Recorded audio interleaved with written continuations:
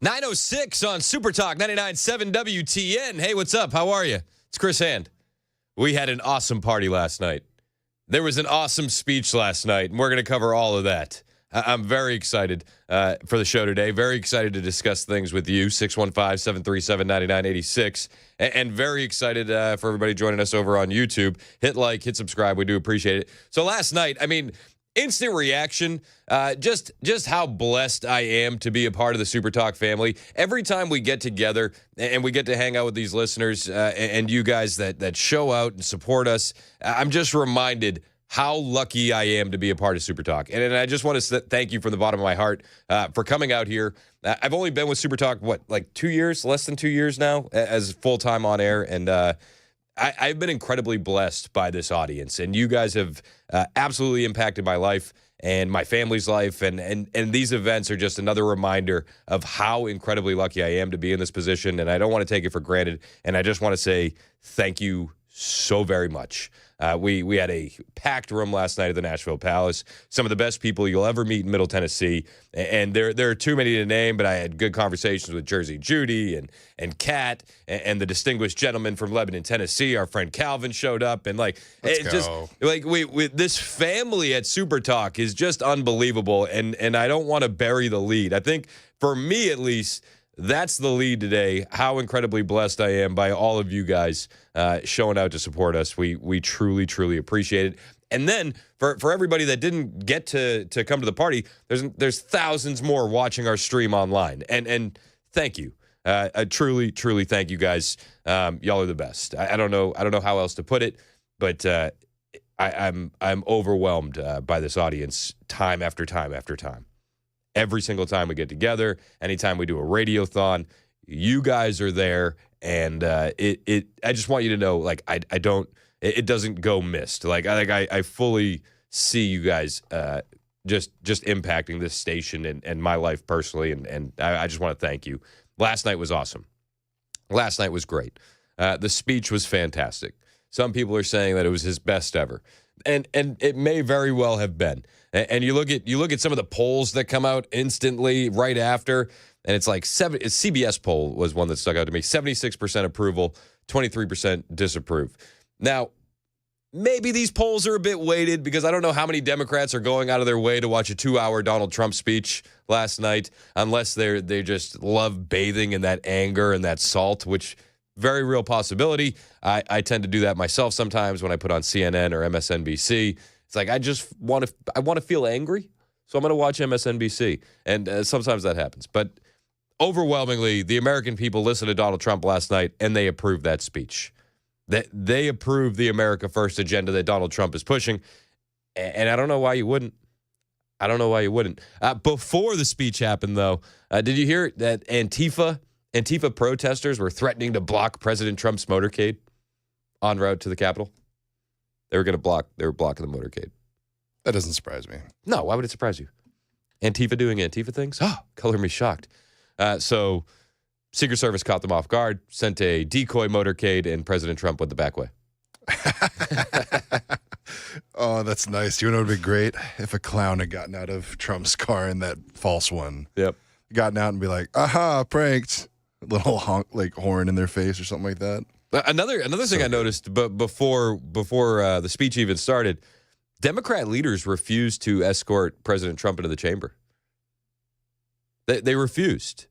According to reports, Democrat leaders outright refused to join the escort committee, despite being asked by Speaker Mike Johnson. Salty protests. The spokesperson for Democrat Minority Leader Hakeem Jeffries essentially confirmed it being a sign of protest, telling CNN's Manu Raju, it speaks for itself. So salty. So salty. Taste those salty tears. This is supposed to happen. You're supposed to escort the president in. They didn't want to. They're bitter. They're upset. Let the butthurt flow through them. Like, honestly. And then, again, all right, again, this is before the speech, okay? Did you hear J.D. Vance and Mike Johnson get caught on a hot mic? This isn't one of those hot mic moments like Dan Crenshaw saying that he wants to kill Tucker Carlson. But it's pretty good. Vance and Mike Johnson talking about Trump's speech, And Vance is saying, I think it's actually going to be pretty good. And he doesn't know how Trump can do it. And then Mike Johnson says, well, you should have seen how Biden did it. By the way, I think the speech is going to be great, but I don't know how you do this for 90 minutes. The hardest thing was doing it during Biden when the speech was a stupid campaign speech. What was the second part of it? The speech was? The hardest thing was doing it during Biden when the speech was a stupid campaign speech. Mike Johnson, too. I don't know. Were you taken out of the moment watching Mike Johnson? I felt like somebody should have got him a phone book to sit on. Yeah. Yeah, JD is clearly towering over him. There's a couple moments where I'm like, two things are true at the exact same time. The Democrats are absolutely angry and they're just losing it. They're unhinged. And Mike Johnson's feet are not touching the floor. It's like the fourth wall was broken for me so many times during that speech. I just kept thinking, like, Mike is his feet are swinging back and forth. They're not touching the floor. It's not a good look. I mean, I can't blame him if his feet are swinging. I'd be giddy too sitting there. I just mean like they're not long. His legs aren't long enough to touch the floor. Oh, I know. They should have got him a phone book. Hope his socks were matching. A lot of people. I was talking with some listeners last night and some friends, and they're like, we love Mike Johnson. I was like, do we? Do we? Jury's still out. You sure about that? That's kind of what I felt like. Yeah. That's kind of what I felt like.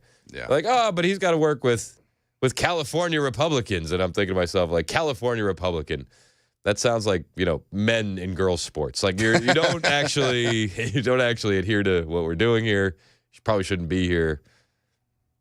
Okay. Yeah, if they're staying in California, there's I don't know necessarily if that's the truth. No, on the Republican side. And then during the walk-in, even CNN was blasting the Democrats.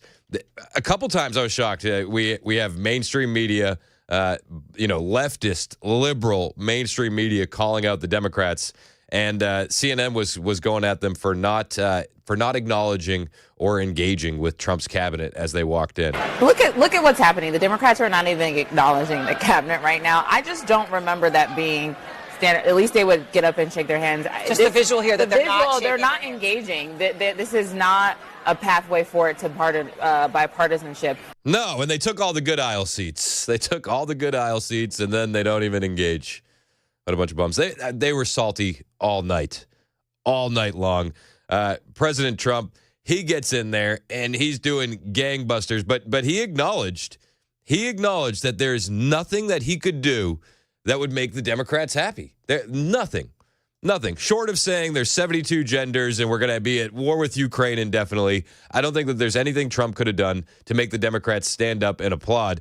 And he acknowledged that in the beginning of the speech. And once again, I look at the Democrats in front of me and I realize there is absolutely nothing I can say to make them happy or to make them stand or smile or applaud. Nothing I can do. Especially smile. I mean, there wasn't a smile among any of them. Not even Pocahontas when she got called out later in the night. There's nothing that Trump can do to win over these Democrats. I could find a cure to the most devastating disease, a disease that would wipe out entire nations, or announce the answers to the greatest economy in history, or the stoppage of crime to the lowest levels ever recorded. And these people sitting right here will not clap, will not stand, and certainly will not cheer for these astronomical achievements. They won't do it, no matter what. Five times I've been up here. It's very sad, and it just shouldn't be this way. No, he's absolutely right. And I love to remind the liberals that, hey, had you not stolen 2020, Trump wouldn't be giving this speech last night. Does that bug you a little bit? It should bug you a little bit. This orange nightmare for the left could have been over. But, they rigged that thing. So now they got to sit in it and deal with it. But Trump, right again. He called it out at the beginning of the speech. There's nothing I can do that will make the Democrats stand, clap, smile, be happy, enjoy their life. And he's right. I mean, last night, just to name a few, we saw Democrats refuse to stand and clap for a little boy battling cancer. Honestly, a young man battling cancer. Crackdowns on crime. helping working families, catching terrorists who killed Americans, destroying drug cartels, honoring young girls that were killed by illegal aliens, honoring Jocelyn Nungary, Laken Riley, deporting criminals who kill and harm Americans, and bringing home an American citizen who is held prisoner by Russia, right? Russia's the big boogeyman. Russia's the big bad guy for the Democrats right now. He brought home a prisoner that Joe Biden essentially forgot about. They couldn't even stand and clap for that. They couldn't stand and clap for a damn thing. And it says a lot more about them than it says about President Trump or the conservatives or you and I. It speaks volumes about the Democrat Party. Volumes. You are so insufferable, so bitter, so angry. You couldn't even clap for a little kid who's battling cancer. It's embarrassing, honestly. It's embarrassing on many levels for the country. And the Democrats really need to do some soul searching. A lot of people are talking, oh, is this the final nail in the coffin for the Democrats? Is this it for the party? And I understand the sentiment, but I don't want to count chickens before they hatch. And we got midterms in less than 2 years, and I don't want to underestimate our political enemy. Let's not do that. Let's not spread rumors about the demise of the Democrat Party until they officially disband. They're here. And I don't want to say that this is the nail in the coffin for them. It's bad. It certainly helps conservatives. But I think it may be a bit premature to say, that's it. They're cooked. Let's not underestimate our enemy. Let's also not interrupt them while they're making a mistake. And they made many mistakes last night. From Al Green being absolutely obnoxious and being removed, which I thought was a good play by Trump. Trump let Mike Johnson handle that, for the record, and we'll dig into that a little bit more as the show goes on. Trump kind of stayed out of Al Green being kicked out. I thought that was smooth as could be. But you have these Democrats, bad decision after bad decision after bad decision before the speech, releasing that same video by 22 Democrat senators during the speech, bringing in the bingo card signs that are just the absolute perfect meme template if you ever saw a perfect meme template. They made bad decision after bad decision after bad decision. And we can acknowledge that. Let's not sign the death certificate for the Democrat Party just yet. Let's not do it. Let's continue to take our political enemies as seriously as we should, because this is not the time to take our foots off the gas. Absolutely not. We have a Supreme Court ruling coming down today. We got to spend more money on those circumcisions in Mozambique, whether we like it or not. We'll cover that later in the show. I'll bring you all these highlights. There's a lot of highlights from that speech. Some people are calling it Donald Trump's best speech ever. It was pretty good, man. It was pretty good. What were your favorite moments? What were the highlights? What were the lowlights? 615-737-9986. We'll take some of your calls when we get back. Plus, I'll read you some of the best texts from the Super Text line. The chat over on YouTube is jumping as always. Head over there, watch the show live, hit like and subscribe, and we'll be back with more momentarily on The Chris Hand Show right here on Super Talk 99.7 WTN.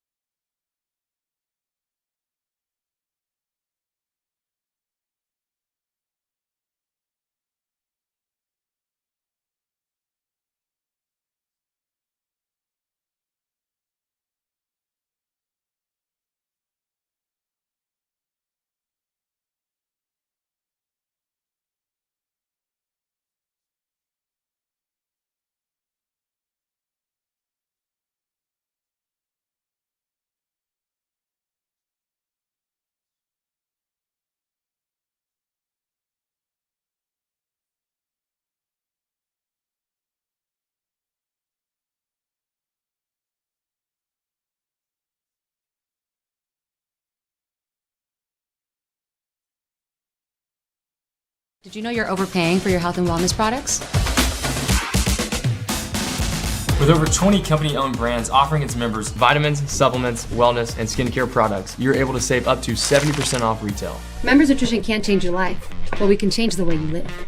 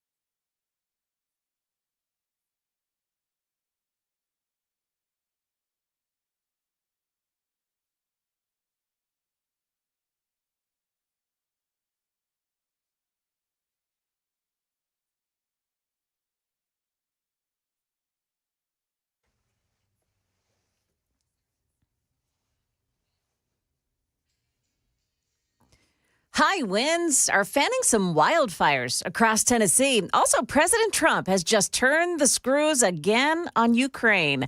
Those stories and more coming up at 9:30 on Supertalk 99.7 WTN. Thank you, Joan Jones. 925 on Supertalk 99.7 WTN. I'm Chris Hand. You guys, you've heard of Real America's Voice? Yeah? Yeah. I just got a text from Joe Bob. Joe Bob's been on the show before. Oh, yeah. Good friend of the show. He's hosting a new show on Real America's Voice called Turning Point tonight. Let's go. And I just got the text. He said, you want to come on tonight and talk about the joint session? Oh, that would be really cool. Absolutely. That'd be huge. That's 9 o'clock Central our time on Real America's Voice. So I'll be guest appearing on that. Very excited as well. We got a lot to cover with the speech, but I'm really interested in what you think about it. By the way, the show is brought to you by our friends at Better Water LLC. Water filtration systems, water softeners. You know why you need them. You know why. I don't like them putting chemicals in the water that turn the friggin' frogs gay. BetterWater.com. Brian in Mount Eagle. What's your thoughts on the speech last night, Brian? Hey, bro, I hate that I missed y'all's get-together. I live in Nashville, but I'm just traveling. So my favorite part, and nobody's mentioned this, and I'm kind of shocked by it, was when he said, God saved me. Yep. You know, you don't hear political guys say much about God, except he's not ashamed, and I don't think God's going to be ashamed of him when it comes time to say, well done. I hope that his heart's right. I pray for him all the time. Yep. He's a very strong guy. His family speaks volumes. His background sometimes has gotten off track, but there's not any of us that haven't sinned. Yep. And you know, he just that got me right there. And the fact that the Democrats want to act like they do. God doesn't call the qualified. He qualifies the called. Let's just be perfectly clear with that. Amen, brother. Even though I think that he had a special feeling for that kid that he announced is going to get to go to West Point because he was brought up, he went to a military academy institute when he was in high school. And there's no doubt in my mind that's had a huge effect on him, even though I know he's been to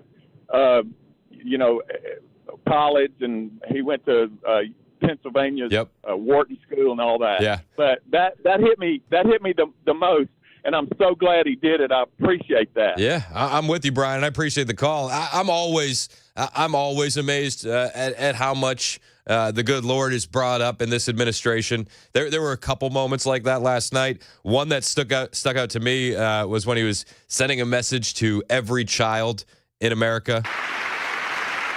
And our message to every child in America is that you are perfect exactly the way God made you. Amen. Amen. I mean, just many moments like that last night where he acknowledges exactly what we've all witnessed. God has put a hand on this man. And not just when he turned his head July 13th in Butler, Pennsylvania, but what we've seen Donald Trump go through to come back. It's like, if you don't believe in divine intervention, how do you explain that? How? It makes no sense to me if you don't believe in the Lord. I don't know. Mark, on the road, real quick. What do you got, bud? Yes, man. My favorite part was when he talked about how for a year and a half, all we've heard from the Democrats is the only way we can seal up the border is to pass total immigration reform. We need laws, new laws. Yep. And he said, it turns out all we needed was a new president. Yeah. You're absolutely right. You're absolutely right. And I got that clip. I'll play it when we get back after the news with Joan Jones, because it's not just that we needed a new president. It's like we needed a guy that wasn't going to actively work against securing the southern border. And I got a lot of thoughts on that. Believe it or not, that's one of the things that has pissed me off the most about the last 4 years with Joe Biden. I know you're shocked, but we'll dig into all that and more. Plus, take more of your phone calls. I see Susan, Ken, Marcus hanging on the line. Anybody else you want to add to the conversation? This is your show, 615-737-9986, Super Talk 99.7 WTN.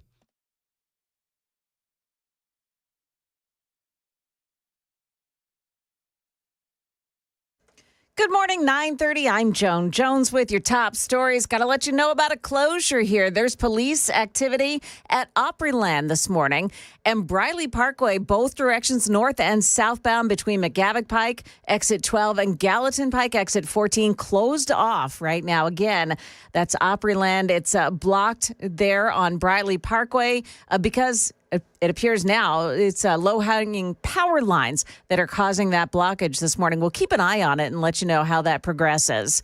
We've got more in weather on the way, and the high winds are making a comeback. They'll measure between 20, make that 30 and 40 miles an hour today. And electric companies are warning there could be more outages to come. Now, at the peak of yesterday's storm, more than 3,000 NES customers lost power.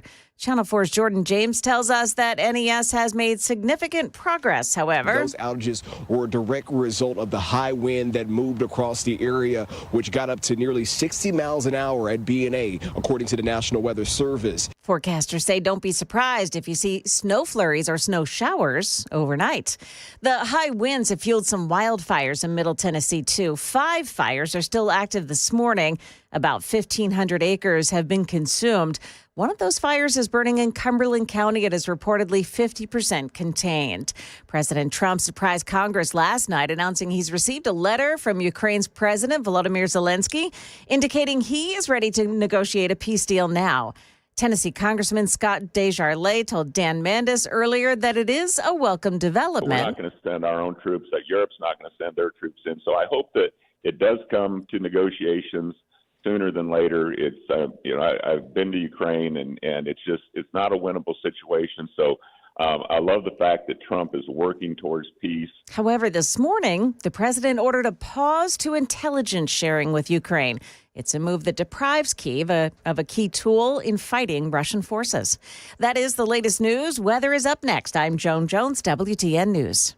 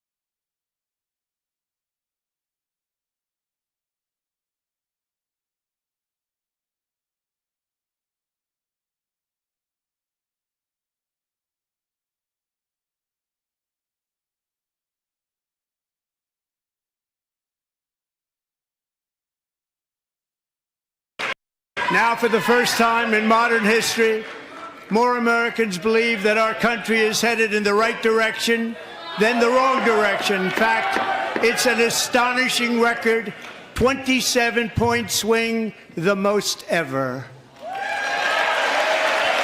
That was DJT last night, returning to the halls of Congress for that joint session speech. Unbelievable. Everybody loved it, unless you're a member of the Democrat Party, the deep state, the establishment, the bureaucracies. Then you probably thumbs down. If you're watching us on YouTube, hit like, hit subscribe. You can thumbs down if you want, but please make it genuine. Show's brought to you by Better Water LLC, water filtration systems, water softeners, betterwater.com. I loved the speech last night. Watched it twice. I watched it at the Nashville Palace with all of you fine-looking people, and then I got home and I watched it again because I'm a bit of a weirdo. So I stayed up way too late, and I just was like, I got to see more DJT. A little insight into the Chris Hand life. This is what I do. I go upstairs. I say, I'm home. She's like, I'm sleeping. So all right. Well, I'm gonna go watch that speech again. I'll see you in 2 hours. But also, Brian Wilson. I don't know if you listened to the stream last night or us live on the air. Wilson absolutely nailed the prediction for that speech. It's pretty spot on. 2 hours. Yeah. And you hear his interview with Mandis this morning? No, I didn't. Talking about the weird phone calls that he's been getting. We've talked about it off air, but I didn't hear him talking about it this morning. No. Yeah. It's frightening stuff. Yeah. Weirdos. We were ready for him just in case. Oh, last night, just for absolutely. Come prepared or don't come at all. It's Super Talk 99.7 WTN. A lot of people waiting on the line to weigh in. Susan in Franklin, you're up first. What's up, Susan? Hey, thank you so much. Number one, I want to just say thank you for saying that the election was stolen, because you can't say that in certain circles. You know, they tried to force Donald Trump to say that the election wasn't stolen. So first of all, thank you. Eric Metaxas, who is an unbelievable author, has maintained that forever. Yep. I've met Eric a couple times. He is just as nice as you would expect in real life. Oh, yeah, and his conviction stands strong. Amen. But, I've followed Donald Trump for 30 years. I watched him when he was on a Barbara Walters interview years ago, and, I just kind of caught it and thought, this is this most wealthy guy in the United States, and I thought, let me pay attention here. And she was making the biggest deal about how much money he had, and there's gold toilets, and there's gold, in his penthouse, and on and on and on and on and on. And she said, your wealth, and she said, so what do you think about your wealth? And he said, you know what, it's embarrassing. Can we change the subject? And I was so impressed. I thought, this guy is a self-made billionaire. Yep. None of his children have had moral failures. His children will tell you that every morning, it didn't matter. Every morning he said no drugs, no smoking, no drinking. Yep. Every single morning. He has never drank in his life. He is really the epitome of a fearless leader. He's like Churchill, in my opinion. Yeah, couple points though on the wealth stuff. When you contrast that with the Democrats, where you have Jasmine Crockett out there who's worth $9 million, and then tells the American people that $5,000 Doge checks are peanuts. It really exposes them. On Trump being a good dad, I think you can tell a lot about a person by their kids. 100%. Now there are exceptions to the rule. Let's make no mistake about it, especially in this day and age with addiction and all the things that can come. I agree. But it's tough. But when you see somebody with good kids, you know why they're good kids. It's because they had a good mom and dad. Well, and I agree with the whole addiction thing, but his fearless leader qualities. This is a guy, I think, I liken it to, he was being martyred for us. How many felonies, Letitia James and Fannie, what's her name, all of these horrible, horrible, degrading things that came against him. He walked into those courtrooms with this look on his face like, do I really have to sit through this? We watched him be martyred for us. He stood for truth. When he said years ago, he said, I'm not in the way. He said, they're not after me, they're after you. I'm just standing in the way. Yep. Because at first he would say, they're after me, they're after me. And then he said, you know what, I learned something. They're not after me, they're after you, and I'm standing in the way. And then to watch him take a bullet in the face, right? So, I mean, everything you could do to this man has been done. He stood strong, and that still won't impress people that refuse to see truth. I just think if you don't honor strength, truth, righteousness, and the fearless leader, you can't handle him. Yeah. So anyone that is still opposed to him, it's because you can't handle strength, truth, righteousness, and a fearless leader. And look how we had to sit through Biden falling upstairs and checking his watch when the 13 service members are brought back from Afghanistan, and making a fool of himself, falling all over the place. And you had to sit through his State of the Union. When I had to sit through Obama's State of the Unions and Clinton's State of the Unions, let me tell you something. I just sat there with a look on my face like, do we really have to sit through this? There were so many things even back then. And if you go back to a Clinton State of the Union now, it reads like a conservative speech when it comes to border security and things of that nature. I appreciate the call, Susan. You're on a tear. I think that we should get you a co-hosting gig over here at Super Talk very quickly. I appreciate you. Thank you, Susan and Franklin. Though one of the things that she said that stuck out to me was the lawfare that Trump has gone through. He addressed that last night. A lot of people are pointing at this speech and the reaction of the Democrats and saying this is the death of the Democrat Party. I think that is we're counting chickens before they hatch. Take your enemies serious. Don't underestimate your enemies. Like I think that is a bad move. I will say though, could it be the end of lawfare? I think you could make the argument that the nail is in the coffin on lawfare potentially. And Trump addressed the lawfare last night. Weaponized government, where, as an example, a sitting president is allowed to viciously prosecute his political opponent. Like me. How did that work out? Not too good. Not too good. It's that line right there at the end that hits. The how did that work out? You saw the pendulum just swing so far in the other way, in the opposite direction, when the mugshot was released, when the prosecutions were happening in New York, and everybody said, no, we're going to vote for this guy. Overwhelmingly, 7 swing states, popular vote, electoral college vote. Like, no, I think possibly, I don't think it's the end of the Democrat Party. Too premature. I think we could have witnessed the end of lawfare. I think that there's going to be some people in shadowy dark circles in D.C. that say it may come back and bite us in the ass again. Underline, bold, and italicize again. If they do it to somebody else. He's back there. He's in a joint session of Congress last night. It clearly didn't work. You clearly blew it. Now, I would never be surprised if Democrats don't learn from their own mistakes. Let's not get ahead of ourselves here. But I think that if anything could have been ended last night, that one line, how did that work out? How did that work out? I think that could mean the end of lawfare. Weaponized government, where, as an example, a sitting president is allowed to viciously prosecute his political opponent, like me. How did that work out? How did that work out?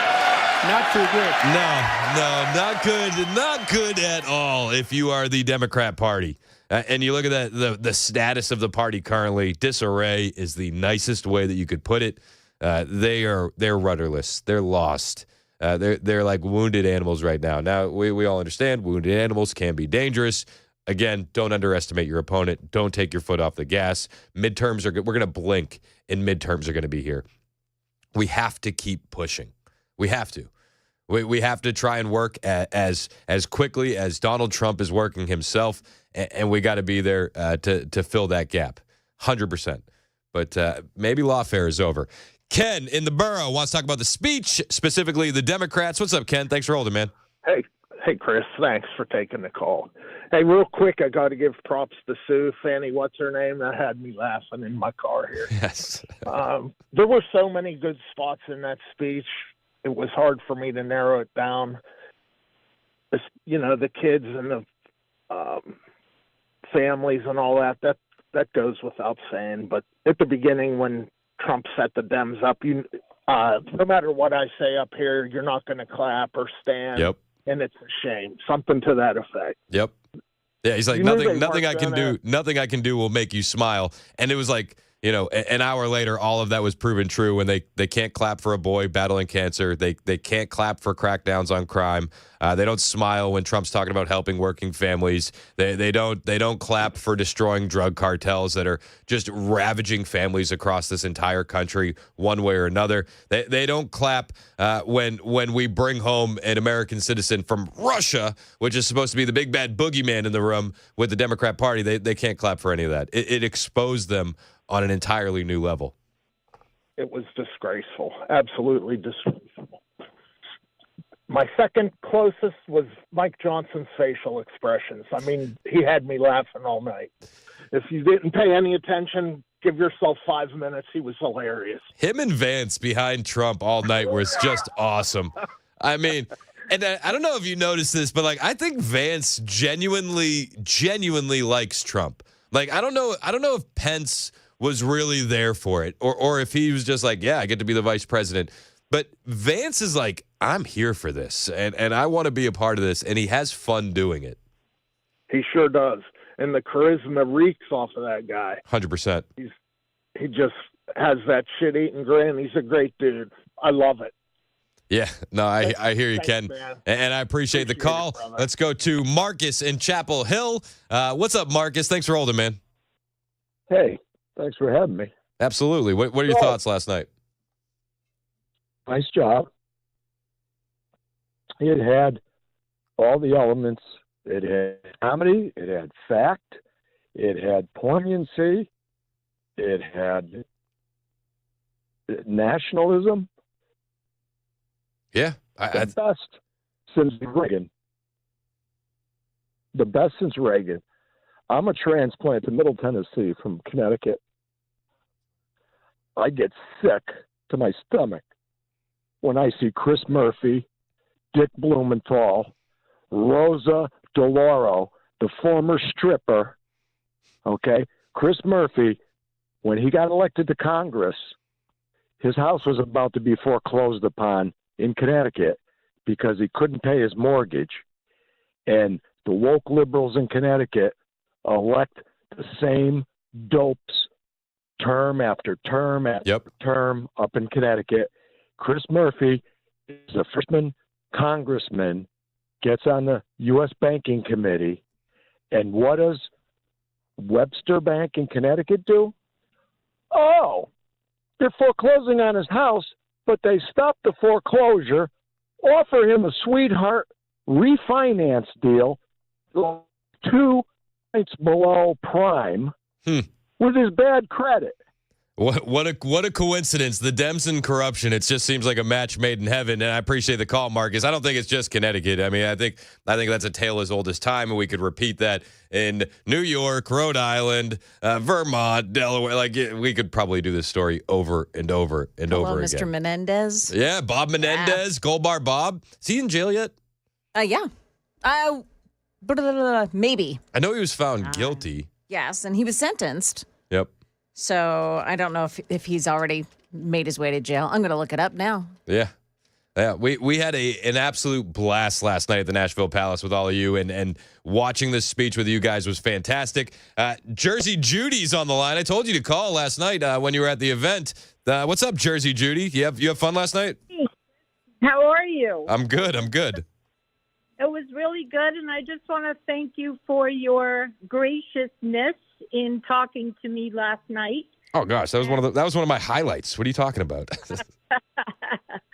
I really love all you guys because you're like down to earth. You're not like all full of yourselves. You know, you're just like regular, normal, common sense people. You're my kind of people. Amen. We feel the same way about you, Judy. We do. Oh, thank you. Yeah, I'm glad you got to come out, and I really appreciate you showing up to support us. And I was so grateful to meet you. And we'll talk soon. We got to hit a break here, but I wanted to get you on and just tell you thank you for coming, Judy. Okay, well, thanks for having the event. I appreciate it. Absolutely. Judy was telling me about the power of the radio station. Yeah. She said that she called into Murphy's show one time, and then she got out of her car. She went into Kroger, and she walks over to the deli, and there's a guy there with earbuds in, and he looked at her after she ordered something at the deli, and he goes, "Were you just on the Matt Murphy show? Are you Jersey Judy?" I said, that's how you know this station is something special, and so it's good. because of the listeners that we have, like Jersey Judy, and everybody that showed up last night, everybody that's watching on the stream. We're live on Super Talk TV, YouTube, Facebook, Twitter, Twitch. Hit like and subscribe while you're there. We got a lot more to cover. A lot more to cover. Donald Trump weighing in on the border last night during his speech. "Oh, it's amazing," he said. "We thought we needed some bill. We needed funding. What we really needed was a new president." Yep, fact check true. We'll cover it all on the way. It's 9:53 on Super Talk 99.7 WTN.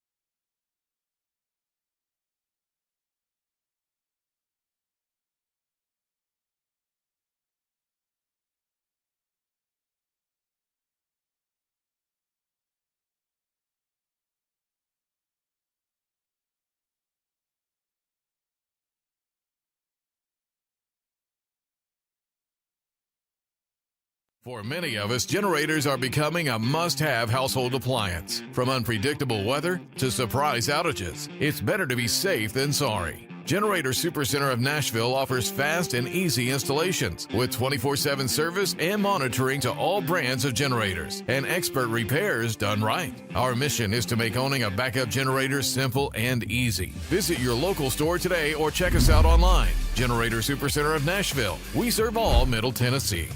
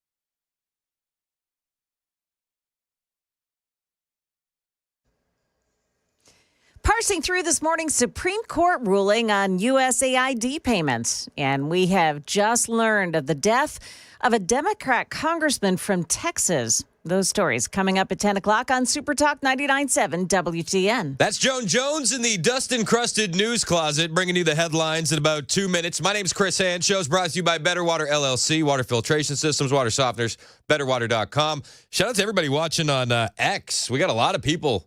On X. Repost the show. Share it with a friend. Tag me at Chris Hand on air. Hit the follow button. I will follow back. Shout out to everybody in the YouTube chat. That's jumping as well. Always got to see all of you. Yeah, we love it. I tell my kids so often, if you want to go to summer camp and get new shoes, I need more likes and subscribes on YouTube. And they say, Dad, what does that even mean? And I say, well, you'll find out if you don't get to go to summer camp. So hit like and subscribe if you're over on the YouTube channel. We love and appreciate all of you. We do. You guys are the best. We got a lot to get to in the next hour. One of the main things that I'm going to focus on is Donald Trump's attention to the border. He had this unbelievable line last night where he said, they wanted a new bill. They wanted more funding. But it turns out all they needed was a new president. The media and our friends in the Democrat Party kept saying we needed new legislation. We must have legislation to secure the border. But it turned out that all we really needed was a new president. Honestly. Fact check true. Just one of many mic drop moments last night with DJT, joint session of Congress. He's not wrong. He's not wrong at all. It wasn't even just like a new president to follow the rules on the book, but a president that's not going to actively sabotage the security at the border. We'll dive in a little bit more on that, plus tout some of Trump's successes on the border when we get back. It's 10 o'clock on Super Talk 99.7 WTN.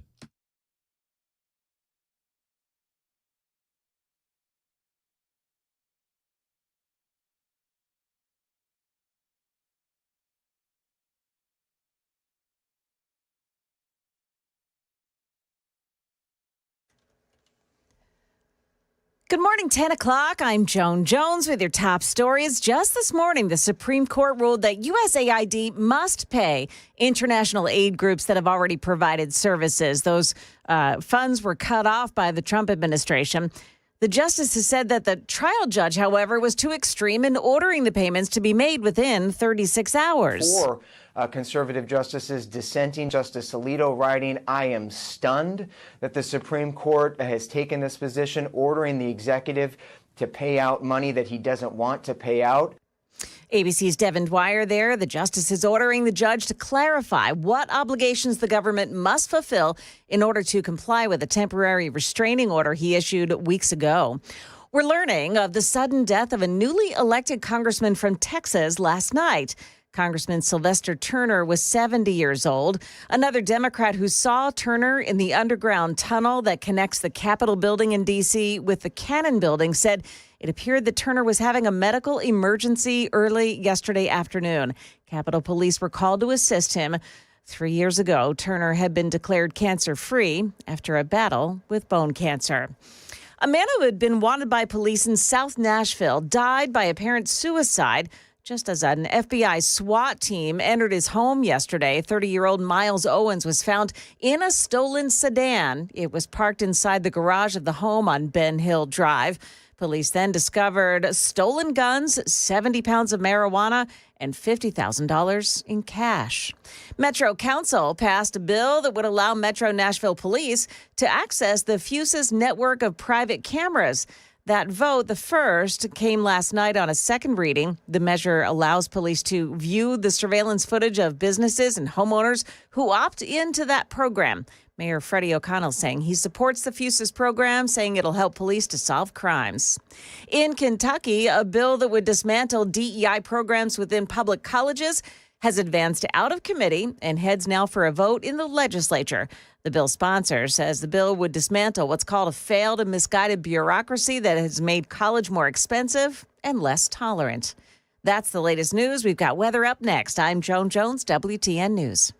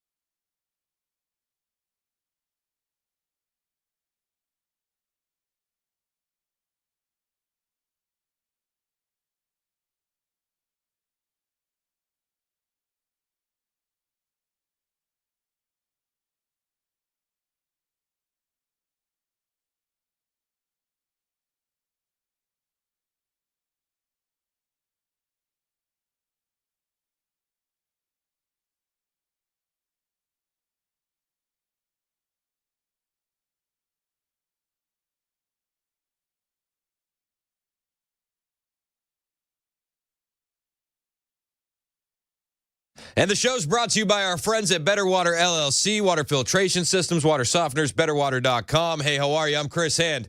We got a lot of people watching on X right now. If this is your first time tuning into the show, we do it every day, 9 to noon Central. And you can find me on X at Chris Hand on air. Hit the follow button. I will follow back. We got a gang of people over there. Got some good numbers. We appreciate you all as well. I even put in the YouTube chat. I was like, you guys got to step it up. The X crowd is showing you out. You're dropping a little bit. Yeah, so hit like, hit subscribe.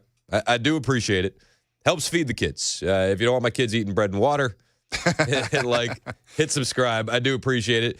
We're riding high today. We had an awesome night last night at the Nashville Palace with some of the best listeners in all of Middle Tennessee. Great looking crowd, the best looking crowd, and we enjoyed the evening. And to top it all off, there was a Donald Trump speech. Have you heard of it? It was a joint session of Congress. Oh, that rings a bell. It was awesome. It was awesome. There were so many mic drop moments, so many. When he went at the border, though, I'm a huge fan of what Donald Trump has done on the border. Obviously, I don't know. Is there any conservative out there who's not a huge fan of what Donald Trump has been able to do on the border? I mean, right? I guess that's kind of like a dumb thing to say, but hey, welcome to the show if you're new. But Trump last night addressed all of the movement that he's making on the southern border. Of taking the oath of office, I declared a national emergency on our southern border, and I deployed the U.S. military and Border Patrol to repel the invasion of our country. And what a job they've done. Yep. As a result, illegal border crossings last month were by far the lowest ever recorded, ever.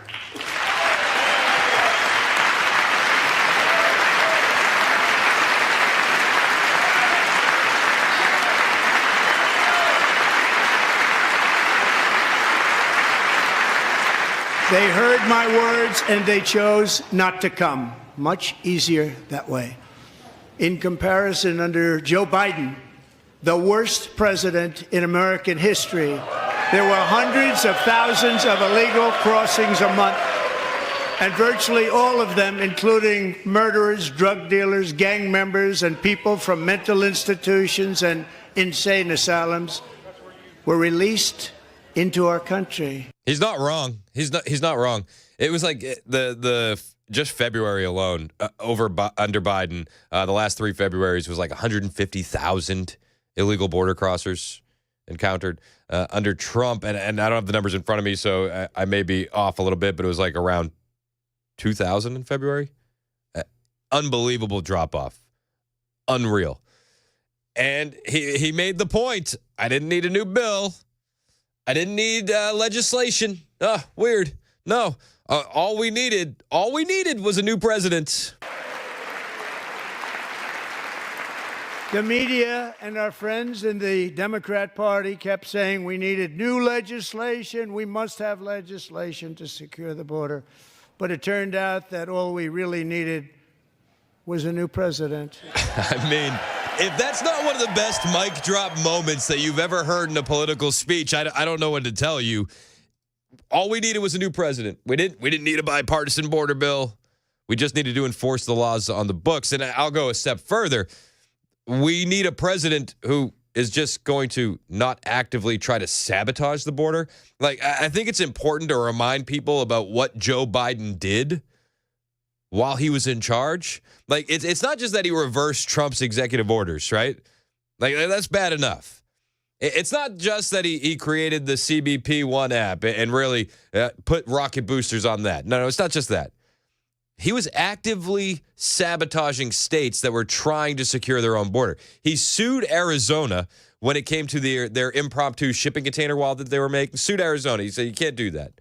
How dare you make your own wall? He sued Texas multiple times. I mean, the buoys in the Rio Grande, the razor wire buoys, the razor wire in general. He sent down his people to lift the razor wire up so illegal aliens could get in. He wasn't just sitting on his hands when it came to the border.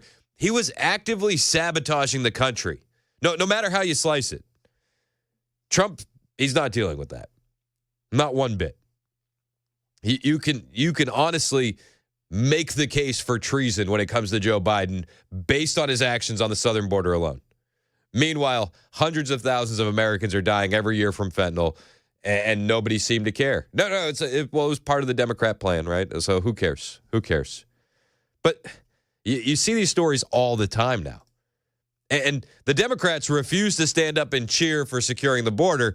The Democrats would rather release these illegal alien criminals into your community.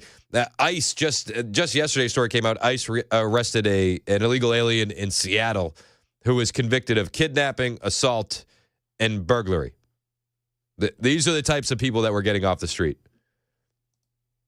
I just saw a story pop up a moment ago. Charlie Kirk tweeted it out, and it's another example of just the crime that's coming out of the southern border that we're still dealing with because Joe Biden left it open. Illegal alien stabbed and murdered a Washington State high school student. This is why we need the mass deportations. This is why. In a Tukwila teenager's murder. So we first showed you this video when it happened on January 10th. Medics trying to save a teen's life after he was stabbed and then just left to die outside of an apartment complex in Tukwila. Well, now an arrest has been made 2 states away in Utah. The FBI Safe Streets task force spearheading that manhunt and learned the suspect fled to Utah. Well, officers there spotted 20-year-old Jose Antonio Cedino Ponce at a business in Utah County. They were able to arrest him there. According to court docs, Cedino Ponce drove to a spot in Tukwila to fight with high schoolers and came armed with a knife. And during that fight, police say he stabbed and killed 16-year-old Alan Jailer. Now, Cedino Ponce has been charged with second-degree murder. He is still in Utah awaiting extradition. Meanwhile, the victim's family has set up a GoFundMe. You can find this on our website. How many of these stories is enough? How many of these stories were too many? It seemed like every day we're getting new ones under the Biden administration. They do seem to be slowing down. We do have actual efforts going on to rid the country of these criminal illegal aliens. But I'll be the first one to tell you, I think we need to ramp it up a bit. And I understand that they were essentially starting from scratch, but we do need to ramp this process up. We do. And the Democrats last night, they don't cheer for they don't cheer for a secure border. I mean, they wouldn't even cheer for a young kid battling cancer. That's just disgusting, these Democrats. But, they'll cheer for sanctuary cities, and they'll cheer for citizenship for some of these undocumented citizens. They're fine with that. But Biden actively sabotaged the United States. Let's not mince words. Trump said all we needed was a new president. It's like, yeah, honestly, we did. The House Judiciary Committee just released an interim staff report yesterday highlighting how the Biden administration abused the temporary protected status program, and they let in over 1 million migrants into the U.S. using the program to shield them from deportation. Oh, wow. The Biden administration abusing a program. Color me shocked. Again, we didn't need new legislation. We didn't need more funding. We needed a new president. We have one now. It was an unbelievable moment. But it's these stories are just unreal. But again, yeah, over 1 million abusing the temporary protected status program, and then Biden also with the CBP One app, flying them into your communities in the dead of night, giving them a cell phone and a hotel to stay at and free food is disgusting.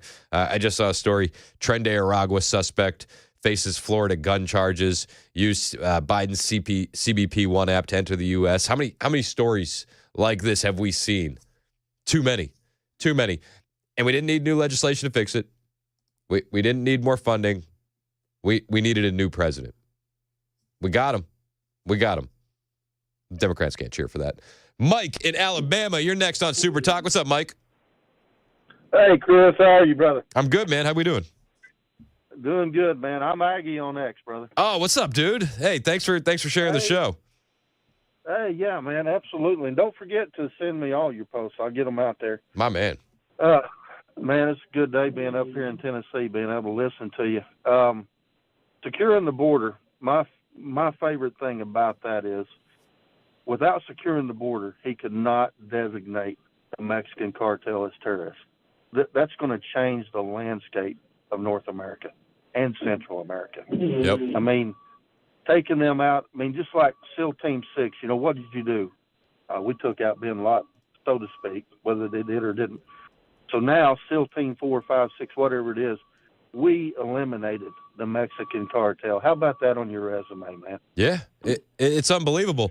And the big thing here is that drone strikes are now on the table. This doesn't have to be a Vietnam type conflict. Like we can do this from afar.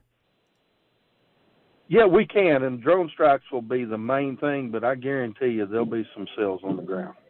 Yeah, you're probably not wrong, Mike. You're probably not wrong. But even when Trump last night was talking about the extradition of cartel leadership, the Democrats couldn't stand and clap for that. And now that these guys are terrorist organizations, you have to wonder how long until they're in Gitmo. Oh, of course.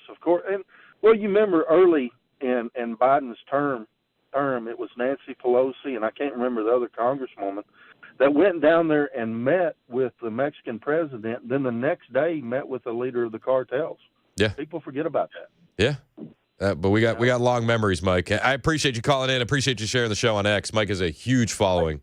I appreciate you, man. Chris, one more real quick thing, man. When Trump had that young kid stand up that had cancer, man, I'm a manly man. You're a manly man.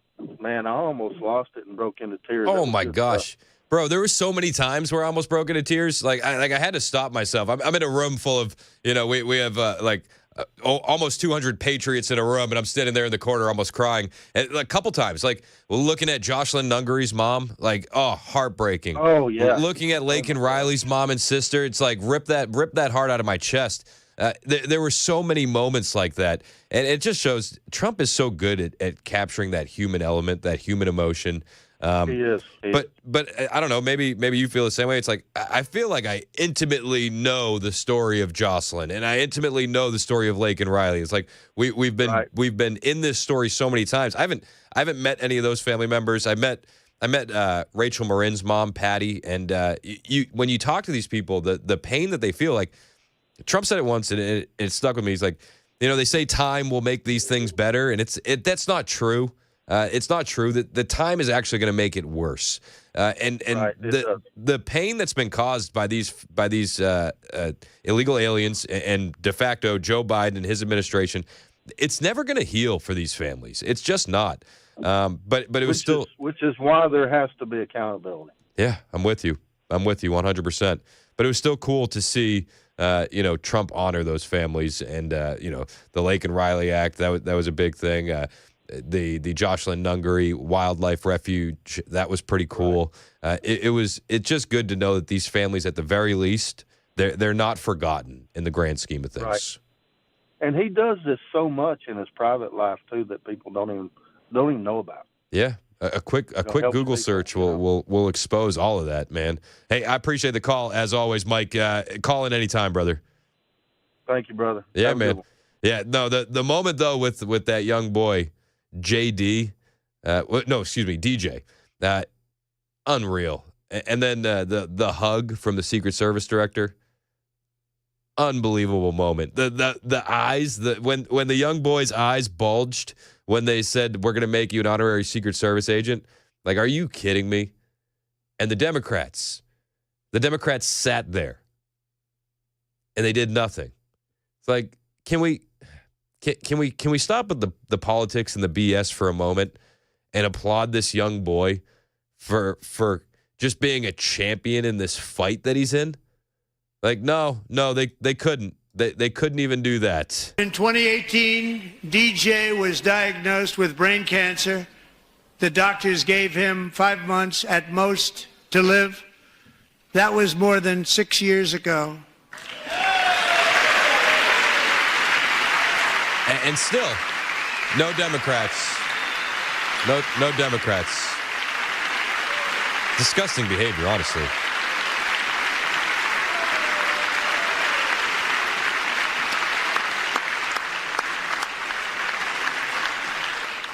Since that time, DJ and his dad have been on a quest to make his dream come true, and DJ has been sworn in as an honorary law enforcement officer actually a number of times. The police love him. The police departments love him. And tonight, DJ, we're going to do you the biggest honor of them all. I am asking our new Secret Service Director, Sean Curran, to officially make you an agent of the United States Secret Service. And the look on this kid's face when he realizes a surprise is coming his way. Like, I mean, I'm almost getting teared up thinking about it right now. And then the moment where he gets his badge and he holds his badge up, like he's celebrating this victory. It's just so cool. It's so cool. And then he turns and he looks at Sean Curran, the director of the FBI, the same guy that was standing behind Trump on July 13th in Butler, Pennsylvania, and he gives him this hug.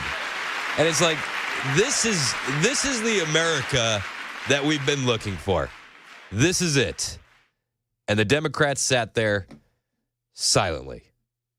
They should be ashamed of themselves. And I wish that it would have stopped there, but it didn't. The mainstream media, the liberals that carry water for the Democrats, decided to take it a step further in their post-speech analysis.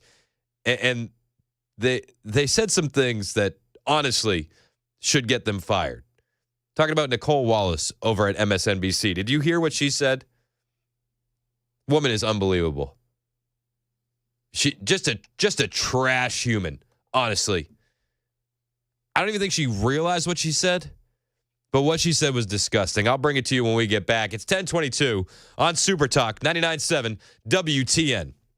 Hey, it's Chris Hand here for my friends at Busy Bee Plumbing, Heating, and Cooling, and they got a special going on this month that I can't say the month and then the special because of lawyers and lawsuits. It's called Spring Rebate Madness, and you know what month we're in. We're not allowed to. You can't put those together. You're not allowed to. But the deals that they're offering you, unbelievable. Spring Rebate Madness is happening. A mini split 17 SEER or heat pump 17 SEER, $800 rebate. How about a heat pump 15 or 16 SEER, $500 rebate. You need duct sealing or repair, $300 rebate. How about a $50 rebate for every tune-up you get? And then, so that means you could join the Beehive Club, which is only $99. You get your spring tune-up today for $50. That's a $50 rebate.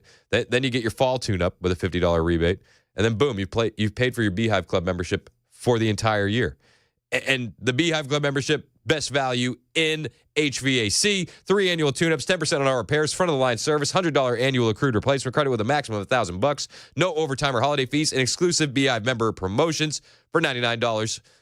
Or $99 is just the best deal in HVAC. Busy Bee Plumbing, Heating, and Cooling. 615-775-7833. 615-775-7833. BusyBeeHVAC.com.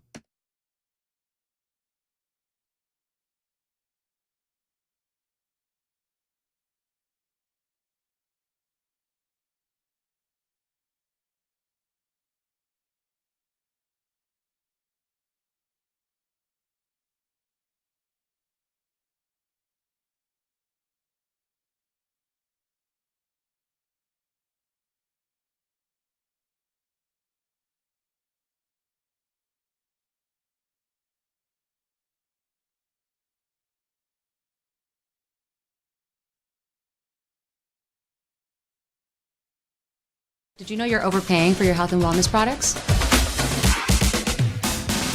With over 20 company-owned brands offering its members vitamins, supplements, wellness, and skincare products, you're able to save up to 70% off retail. Members Nutrition can't change your life, but we can change the way you live.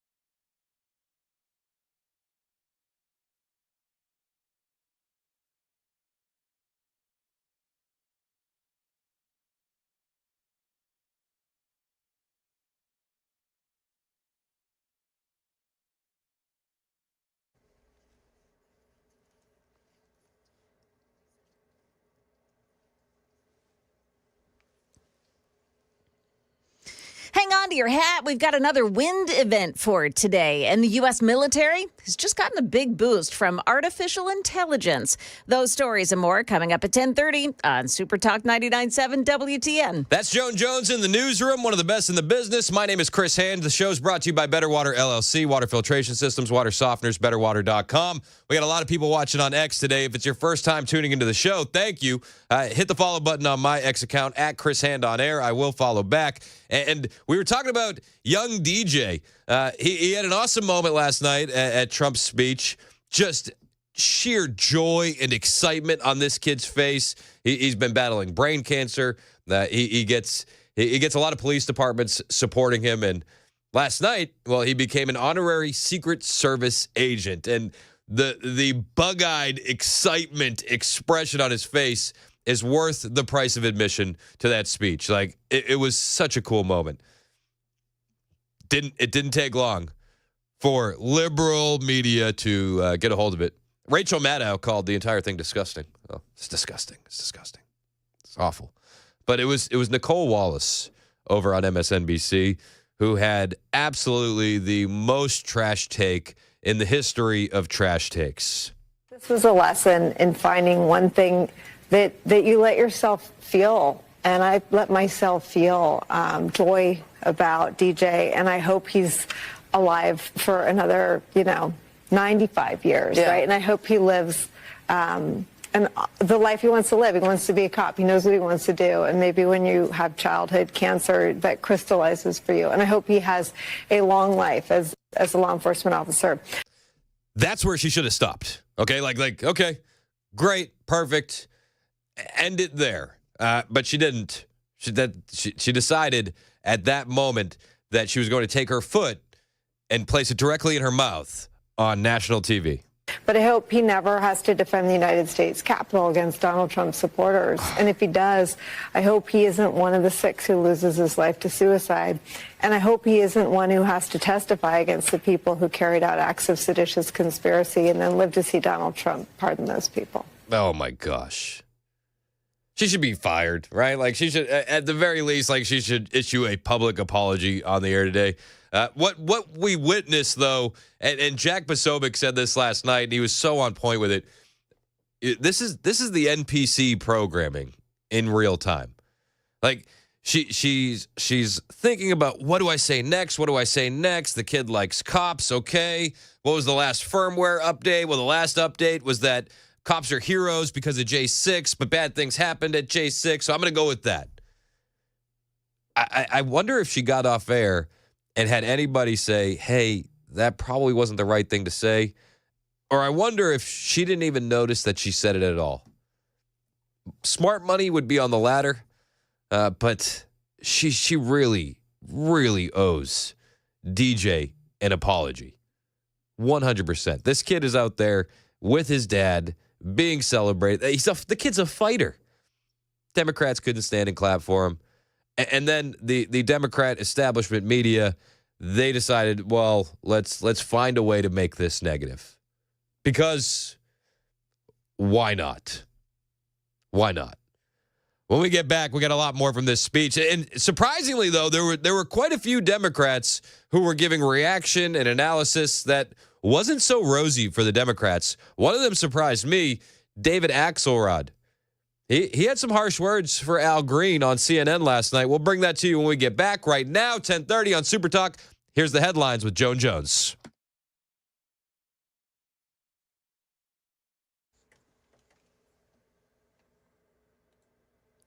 Good morning. It's now 10:30, and I'm Joan Jones with your top stories. Watch it on the South Loop. I-40 westbound at 2nd Avenue. That's exit 210C. The right lane is blocked off by a crash. We'll have more on that coming up. Wind will be an issue for the Nashville area once again today. Wind advisory does continue, though, across all of Middle Tennessee and Southern Kentucky through 6 o'clock this evening, with those gusts again 30 to 40 miles per hour. Channel 4 Stefano DiPietro, their temps are falling into the 40s this afternoon as well. Now, there are still thousands of electric customers without power this morning, most of them in the Upper Cumberland Utility District. Dixon Electric and Nashville Electric also reporting numerous outages. High winds have knocked down some trees and utility poles.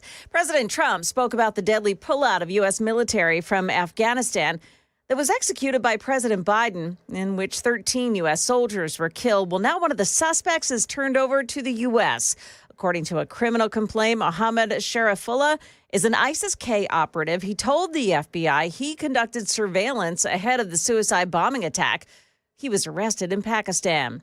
In New Mexico, investigators are still working the case of actor Gene Hackman, who was found dead alongside his wife in their Santa Fe home last week. Causes of death still undetermined and no signs of any foul play. Authorities are now examining cell phones, medicine, and medical records found at the scene, hoping to recreate a timeline. Full autopsies and the toxicology reports are now underway, but those results could be weeks away. ABC's Trevor Alt reporting. The effort to modernize the U.S. military just hit home.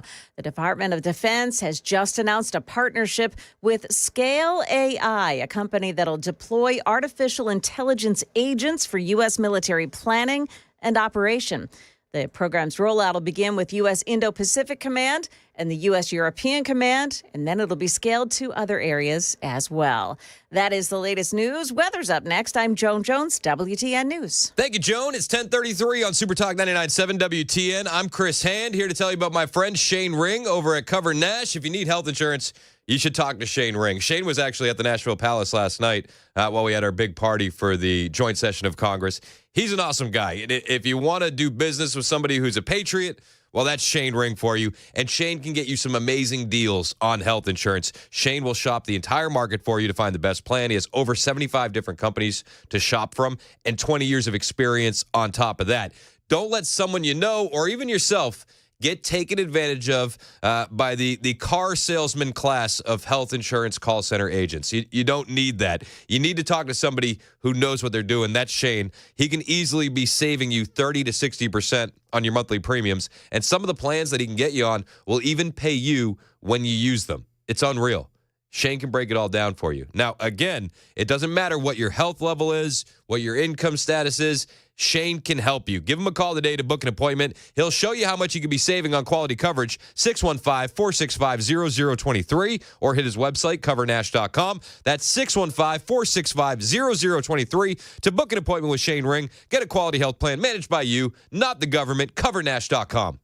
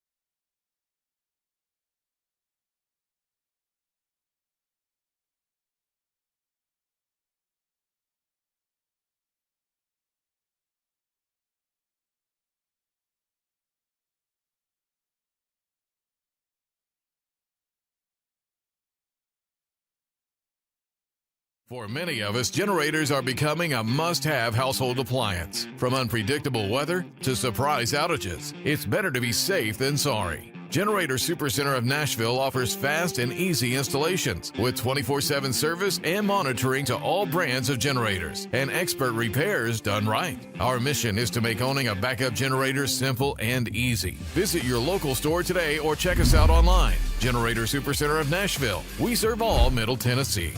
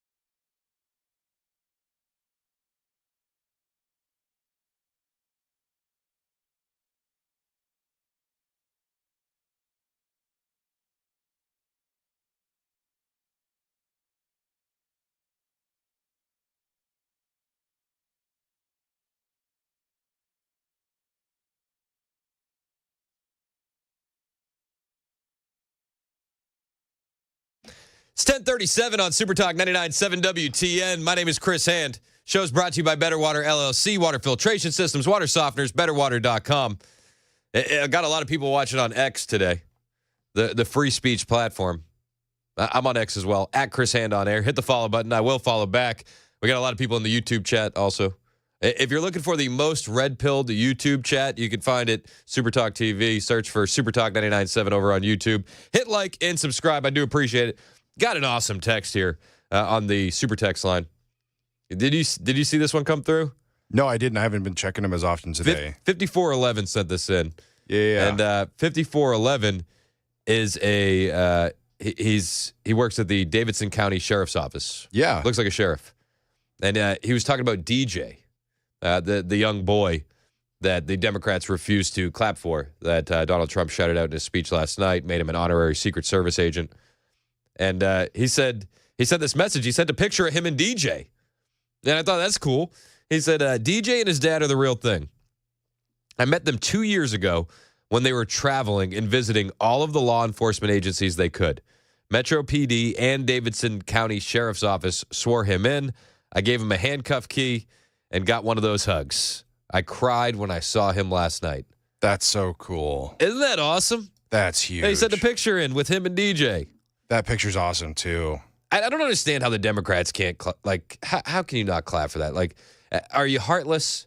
Are you heartless? And I said that a moment ago on the air, and I got another good text. 6286 texted in. Why would the Democrats applaud a sick child? This is the party that is pro-ripping them out of the womb, indoctrinate them to mutilate their bodies, or gladly send them to war. They have no love for children. Yeah, I think that sums it up. It's a fair point, yeah. Yeah, I guess I'm surprised that I was even surprised. But shout out to DJ. That picture's great. Isn't that picture so cool? He's in full uniform. He's got the little practice gun on his hip. He's got the full tie and everything. That's awesome. There's another video going around on DJ, and you listen to this video, and it honestly makes it even more disgusting, the lack of support from the Democrat Party. Like, can you just be human for a second and just a little bit. Just put politics aside for a second. Like, we know you don't like the orange man. Like, we get it. Like, understandable. Like, got it. You lost. You were embarrassed. You tried everything you could to stop him. It failed. You blew it. We get it. You're angry. But this kid, like, he has nothing to do with that. He didn't vote for Donald Trump. He's fighting for his life. And you hear this story. The White House put this video out. You hear DJ's story, and it's like, man, the Democrats are awful people. Like I know we say it a lot that the Democrats are awful people, but like, they're awful. Like, they're just awful. This is DJ. But you want to know the craziest part? Because my mom bathes me and my brothers all together. And out of nowhere, I locked up. And then my dad was calling my name, and I started going to the slow thing. And he said, "Stop playing with me." And I then I started to act, I ain't gonna lie, I started to act slow. And then as soon as he said that, we was speeding all the way, running lights, going to the hospital. And then next thing you know, I was seizing on the table. They said, "Nah, we gonna have to go in his brain tonight." Ever since then, I had 13 brain surgeries, and that's how many times my personality has changed. And that's something that you don't hear from a terminally ill child. They had 5 months to live. I'm gonna keep on going until my gas tanks run out. And that's when God calls you home. You never know when God's gonna call you home. I wouldn't be here if it wasn't for my dad. And I know he's pretty proud of me, and I'm pretty proud of him too. And I'd like to thank President Trump, because if it wasn't for him, I wouldn't be here today. I mean, that's DJ. That's, and there are a couple things that stuck out to me there. It's like, you having a bad day? Are you having a bad day? This is a kid who's gone under 13 surgeries to remove brain tumors. Bingo. Like, are you going through it at work? He said every surgery he's had, his personality has changed. Yeah. This is a 13-year-old boy. Like, even to have the attention to that and realize, like, wow, I'm different after that surgery. Like, that's a hard thing to grasp. And he said he wouldn't be here without his dad, wouldn't be here without his mom. And then the one thing that I'm gonna put in my pocket and keep with me for a while is, I'm gonna keep going until my gas tank's empty. I'm gonna keep pushing. Yeah. You having a tough day? Okay. Well, This kid has had a tough few years. Yes, sir. And he's not slowing down. 70-year-old child. They have 5 months to live. I'm going to keep on going until my gas tanks run out. I love that. I'm going to keep going until my gas tanks run out. No fear. Nope. None. You don't hear an ounce of fear in his voice. Good observation. Nothing. And the lack of fear in his voice is the lack of applause that we saw from the Democrats. They just sat on their hands. Disgraceful. Unbelievable. And then you get Nicole Wallace saying, "Oh, I hope he never has to defend the Capitol from J6 supporters." Like, what? Goodness. You got Rachel Maddow calling it disgusting because Donald Trump potentially might cut some funding of NIH. Potentially. The modern Democrat Party is disgraceful. They wonder why they're losing on all these issues, right? This is another 80-20 issue. You got a kid that Donald Trump is honoring. 80% of the country is going to go, man, shout out to that kid. Donald Trump aside, that kid's a fighter. Good for him. 20% of the country, unhinged, leftist, radical lunatics are going to say, I hope he doesn't have to defend the Capitol. It's like, what? Yeah.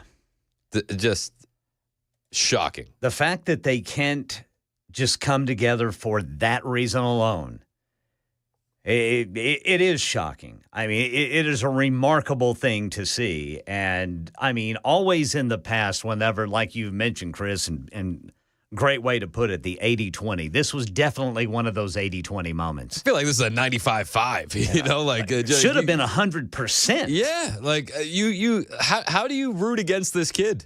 Yeah. This kid doesn't have any political affiliation. You know what I mean? Like, yeah. He's just happy to be there. Like, quite literally. Not just like there in Congress last night. He's happy to be alive. Yes. Like, he understands that every day on this earth is an absolute blessing from God. Yes, sir. They can't stand and clap for it. Disgraceful. I mean, again, Trump called him out at the beginning of the speech. He said, nothing I can do will make you happy. Nothing I can do will make you stand and applaud. Nothing I can do will make you cheer. Trump was right again.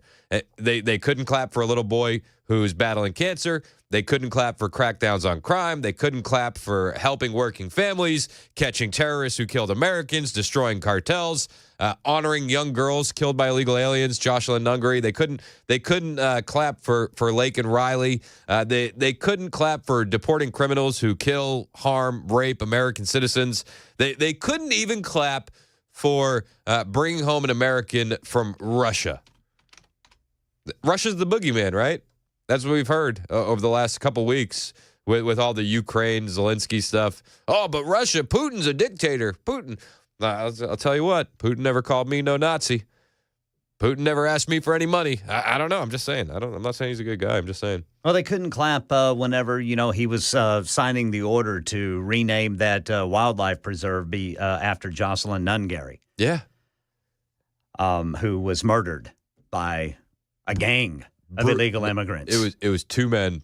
The girl was 12, and she was brutally raped and murdered. Yep.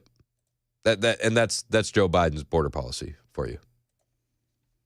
That's the state of the Democrat Party. It was very telling last night that party. They have no platform other than the one that got them into the mess that they're in right now, the one that obviously America is rejecting. Yep. And they're just clinging to it. Yeah. You're absolutely right. That's Ken Weaver back in the newsroom. We got a lot of new people joining us online and on the FM dial. If you're watching us on X and you're new to the show, hello. We do it every Monday through Friday, 9 to noon Central. If you're over on YouTube, hit like and subscribe. If you're on X watching it, hit the repost button. We do appreciate it. If you want to join the show, the phone number is 615-737-9986. Steven, who's on the road, wants to talk about the speech last night. What's up, Steve? Hey, man. Oh, man. Yeah, that was amazing. I mean, I was actually screaming yes. I was sitting in my recliner watching this thing, and I was screaming yes. But it was just so inspirational.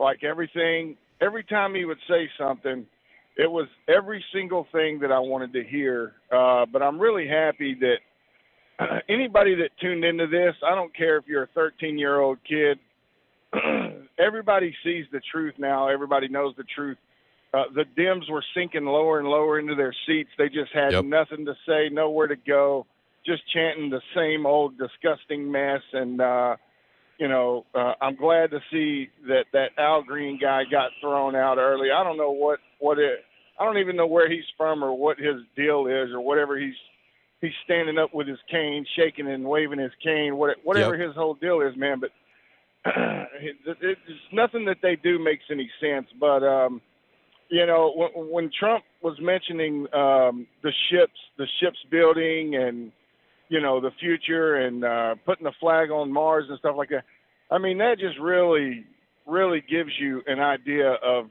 the future of how great that we are. So, I mean, it was one of the best speeches I've ever heard in my life. So I'm just real tickled pink, man, and pleased to be here in this day and time. I think we're all lucky, to be alive and to be in this country just for those two reasons. But, Amen.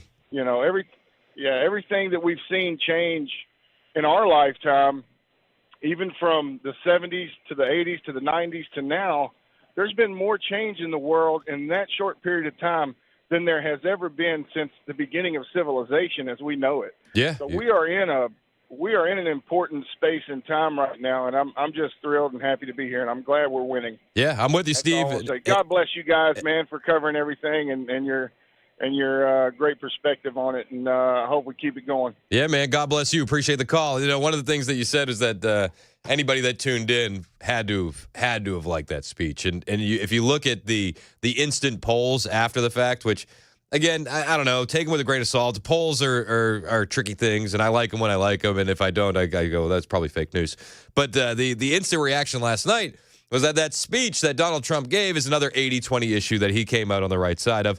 CBS had an instant YouGov poll, 76 approve, 23% disapprove. Out of the Trump plans that he talked about, waste in government spending, 77% liked what he said, 23% disliked. Immigration and the border, 77% liked, 23% disliked. Ukraine and Russia, 73% liked, 27% disliked. Tariffs, that was like the worst that he had. It was 65% liked, 35% disliked. Trump was absolutely on fire last night. Al Green getting kicked out was definitely a moment. And I don't know about you, but I thought that Trump was actually very, very smooth in that moment. He kind of essentially turned it over to Mike Johnson and let Mike Johnson handle it. Like, he kind of bit his tongue, which is something you don't often see Donald Trump do, but he did. And the highlights from that we'll bring to you on the way. But I do want to say, watching this 78-year-old Democrat, Al Green, out of Texas, shaking his cane and screaming and trying to shout down Trump, that is the perfect caricature of the current state of the Democrat Party. You're angry, you're yelling, and at the same time, nobody can hear you, and you are absolutely feeble. Nobody's afraid of you at the exact same time. I'll bring you those highlights from Al Green, plus what he said after the fact. I think he thought it was going to be like an I am Spartacus moment, and that all the Democrats were going to get up and leave with him. But everybody was like, nah, you're on your own, Al. You are on your own. Embarrassing. We'll talk about that when we get back. Plus, we'll bring you what Al Green said after he caught up with the cameras outside of the halls of Congress right here on Super Talk 99.7 WTN.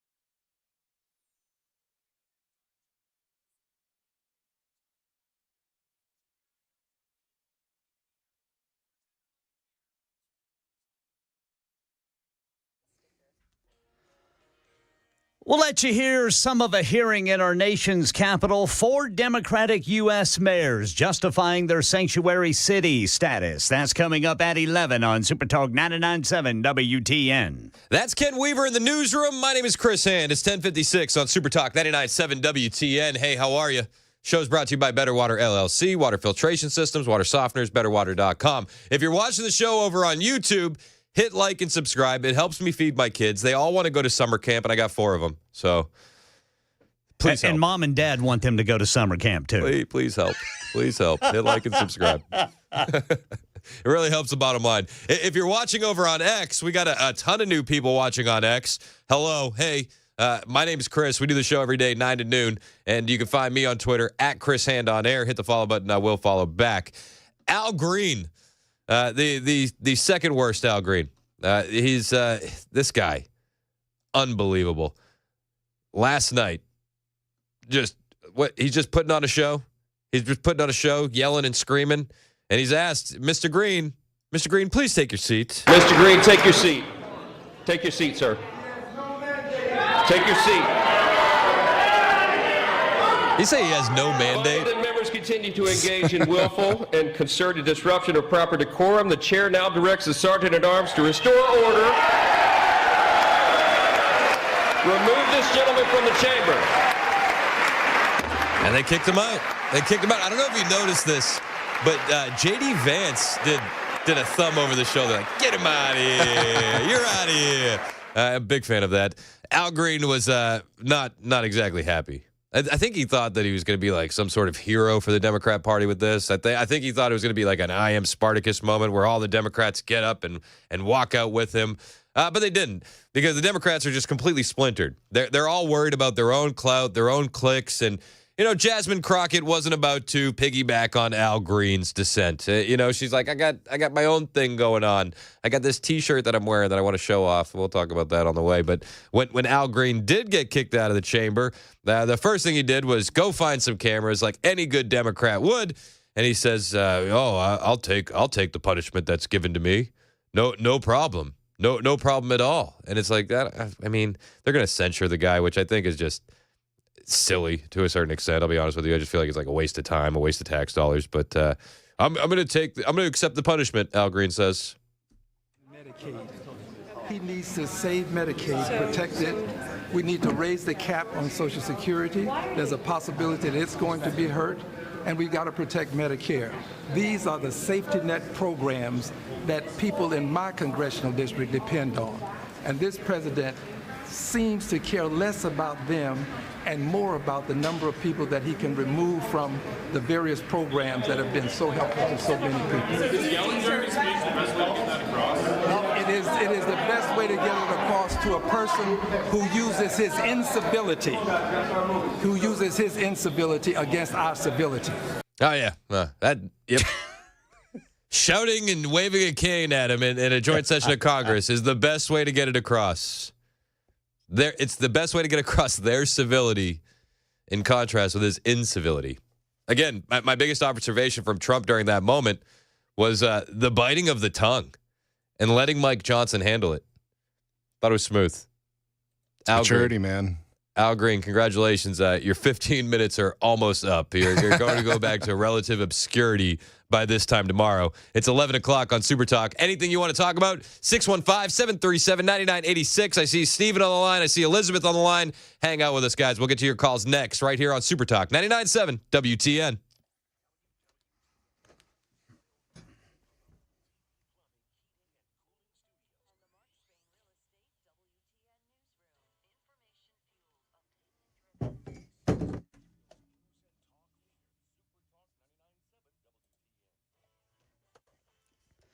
Eleven o'clock on the dot. I'm Ken Weaver with your top stories. Drivers, we've got some problems out there, all right? We got, looks like the right shoulder is blocked for some reason.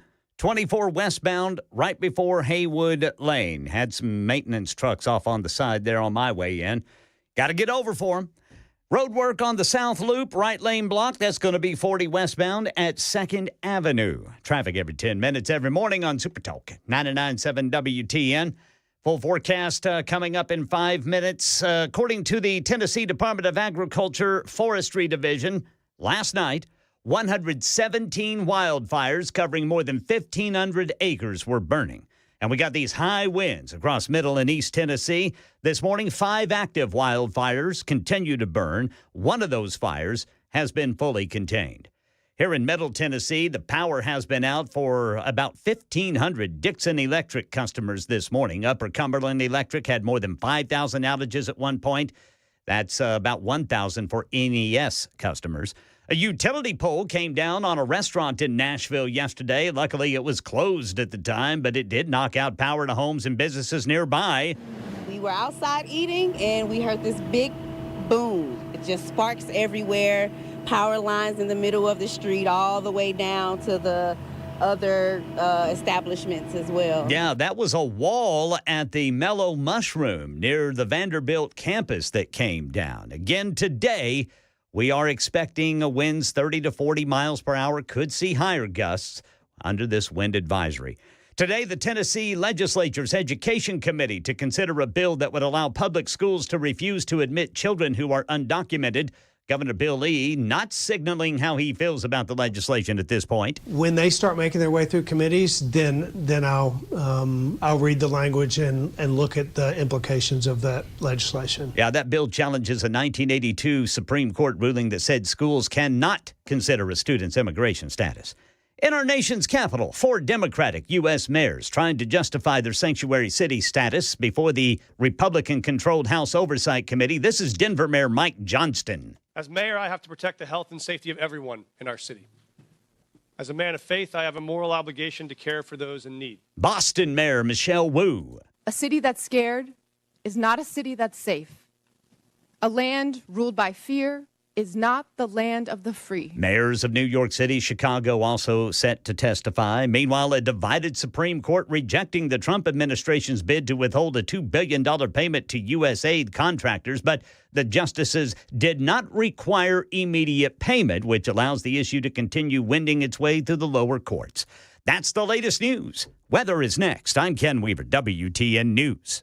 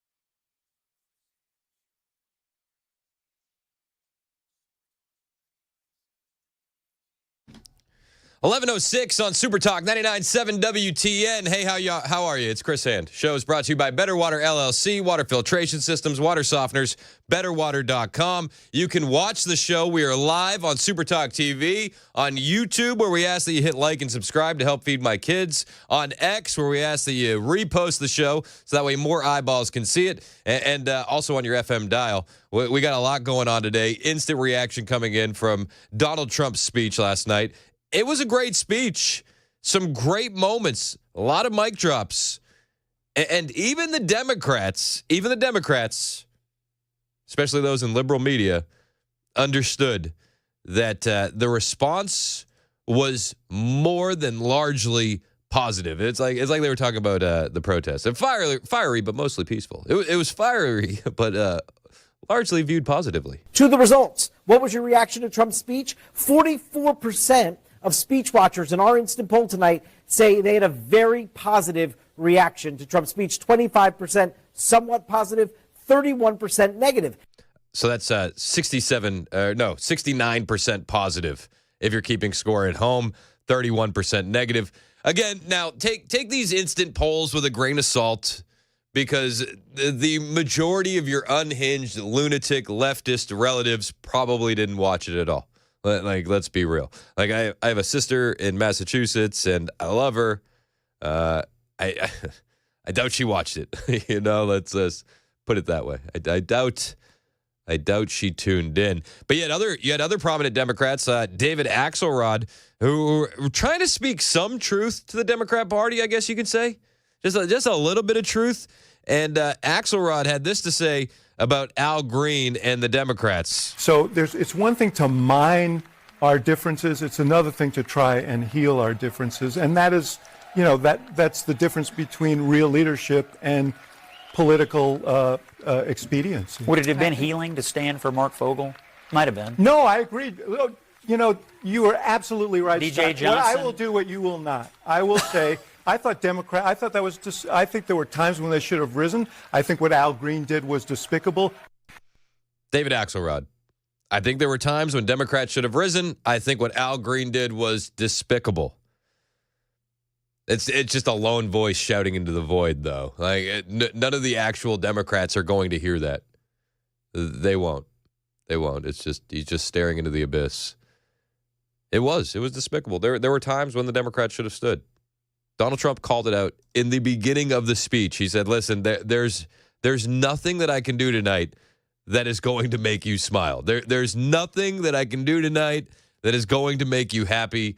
There's nothing I can say that will change your minds." Essentially, and he was right. I think this is like early in the speech, one of the lines of the night. And once again, I look at the Democrats in front of me, and I realize there is absolutely nothing I can say to make them happy, or to make them stand or smile or applaud. Nothing I can do. I could find a cure to the most devastating disease, a disease that would wipe out entire nations, or announce the answers to the greatest economy in history, or the stoppage of crime to the lowest levels ever recorded. And these people sitting right here will not clap, will not stand, and certainly will not cheer for these astronomical achievements. They won't do it, no matter what. Five times I've been up here. It's very sad, and it just shouldn't be this way. He's right.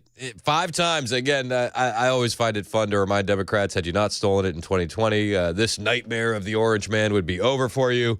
They don't like hearing that, but that's why it makes it more fun to remind them. Elizabeth in Nashville up first on Super Talk. What's up, Liz? Hey, Chris. Thanks for taking my call. Absolutely. What do you got? Yeah, I just wanted to comment on the Democrats' behavior last night. I understand that they think that their ideas are better and their policies are better. I've heard, on the X machine that either some of them have insinuated or even directly said that President Trump having the citizens in the room that have suffered and are victims of, and families of victims are like a manipulation tactic to pull out heartstrings for people. But the fact is that they are victims. They have suffered. And whether or not they agree with why they face their trials, these are American citizens. the constituents that they represent. Yep. And I think that these Democrats showed clearly last night that they are so far gone, that their DTS is so out of control that they couldn't even be human enough to pay respects to those people. I don't think that you have to agree with Trump to be respectful. And if they're practically spitting in the face of these victims, they don't give a crap about the people that they represent. Yep. If their pain doesn't serve their purpose. So in my opinion, nothing that they say from now on bears literally any merit, because they have put on full display that they've completely lost touch with reality, with humanity, and with the Americans who have suffered because of their failed policies. They don't want our success, they just want their way. No, I think you nailed it. I don't know how to say it any better than what you said, Liz. And I actually thought to myself last night when the Democrats weren't standing and applauding DJ. I'm not sure where they're from. Can you find out where that young boy DJ is from? But I like smart money says that there's a high probability that one of the Democrats that sat on their hands, that's their constituents. Like there's definitely that possibility, and you don't applaud a kid with cancer. It's despicable. Oh, absolutely. And if they are not even respecting the fact that these people have gone through that pain directly to their face, it just shows that is not that peace is not their goal, that prosperity is not their goal. Yep. That's why everybody keeps referring to it as a toddler tantrum. It is just their way or the highway, and we don't care who suffers in the process. Yeah, you're absolutely right. Great call, Liz. Call in anytime. I appreciate it. Let's go to Steven in Clarksville. Your thoughts on the speech. What's up, Steve? Thanks for holding, man. Hey, that's okay. I got plenty of time. I'm retired. I love it. I just call it reference on the despicable Democrats that seen last night. Just to go show you what the word says. Men's heart shall wax worse and worse. People will become fierce, and we are living in that time, brother. Yep, I hear you, man. I don't mean to preach, but we're living that time as you see things that are rolling, and we coming to the end of the age. You see how things. I mean, they don't even want to stop the war in Ukraine. Yeah. Oh yeah. They're fine with sending people to the meat grinder. I mean, over 1 million dead, no tears shed. Let's keep sending them money. Like why? But you know what is?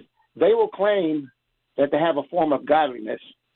But the word says they deny the power thereof. Yep. You're absolutely right, Steve. Hey, I appreciate the call, and I appreciate you holding on, man. Thank you so much. Let's go to Matt in Shelbyville. Matt, what's up, man? Yeah, long time no see, buddy. Whoa, you're not Matt from Shelbyville. This is Matt from Smyrna. No, I moved. I told you that. My man. All right. Listen, Matt, real quick. We got a lot of new people watching on the stream today. Hit like and subscribe. And I just want to intro Matt. Matt is one of our favorite callers. Matt always comes in and he provides a viewpoint that is not our own here on the show. And honestly, I value you calling in with that. Tell me what I got wrong about the speech. Tell me what DJT did that was wrong, and tell me why it was bad, because I feel like that's the angle you're about to take. No, I think normally when you have the Supreme Court and you have the House and you have the Senate and you have the executive branch, normally you just have to take it because you have done everything. The party has done everything to allow that to happen. So sometimes your own party has to have this reset to align themselves without personal interest, rather than the status quo, so to speak. But yeah. Well, I mean, you're a Democrat. You voted for Kamala. Like, that's okay. We still appreciate you. We appreciate you calling in. But what do you think when the Democrats don't applaud a 13-year-old boy with cancer? Hold on a second. Just because somebody votes Democrat one cycle, that doesn't mean they're a Democrat. I am anti-party, both parties. Let's get that one straight. But you did vote for Kamala, right? I did, because I am a never Trumper. Never, yikes. ever. I don't care in 18,000 lifetimes if I reincarnated. What is it that you don't like about him? Is it the no new wars? Is it the peace through strength? Is it the secure southern border? What is it that's rubbing you the wrong way today? Because his body is it's his body of work. And we can start with the 70s, 80s, 90s, 2000s. You cannot turn around and have a terrible morals, unethical, just ruin, taking advantage of America, and then you turn around and now you have been elected president somehow. And then Overwhelmingly popular vote, mandate of the people, 7 swing states. Okay, and the devil and the devil is popular too. So what does that mean? Okay, what does that mean? Yeah. But here's the thing. I think everything has to be in the context, right? Okay, you give your speech, fine. But I called and talked to your screener. Like, where is the red line for you, Chris? What do you mean? Because the red line is like we lost $1 billion yesterday in the stock market, right? Because of the word tariffs, of the insecurity of the markets. Well, see, that's my money. That's your money.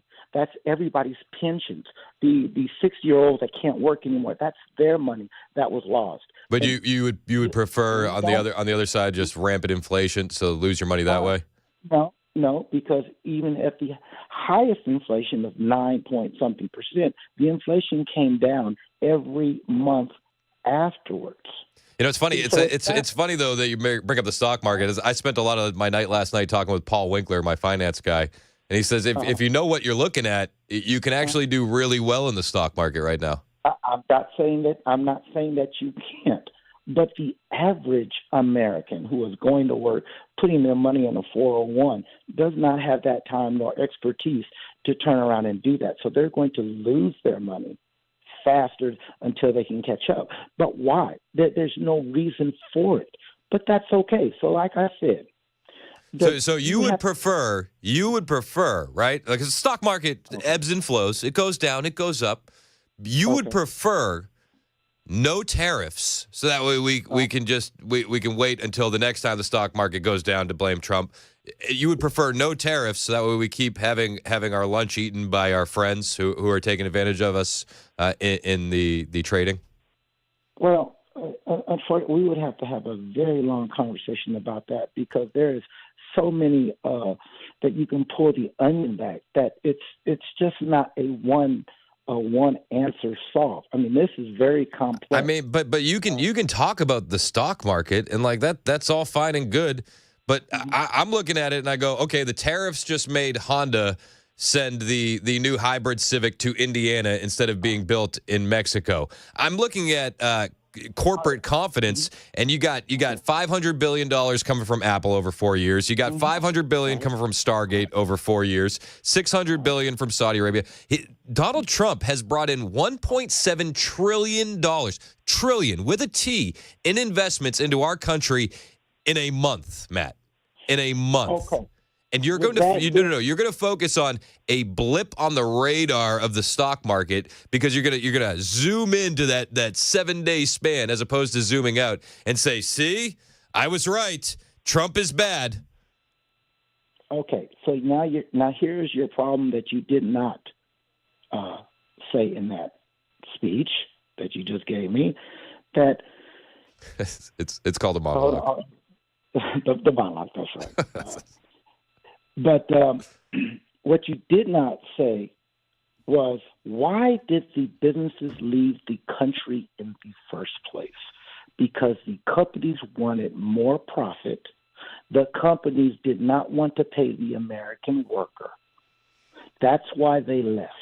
I mean, yeah, and we can point back to NAFTA, which was a Democrat president. Hey, I appreciate the call, Matt. As always, it's 11:21 on Super Talk 99.7 WTN.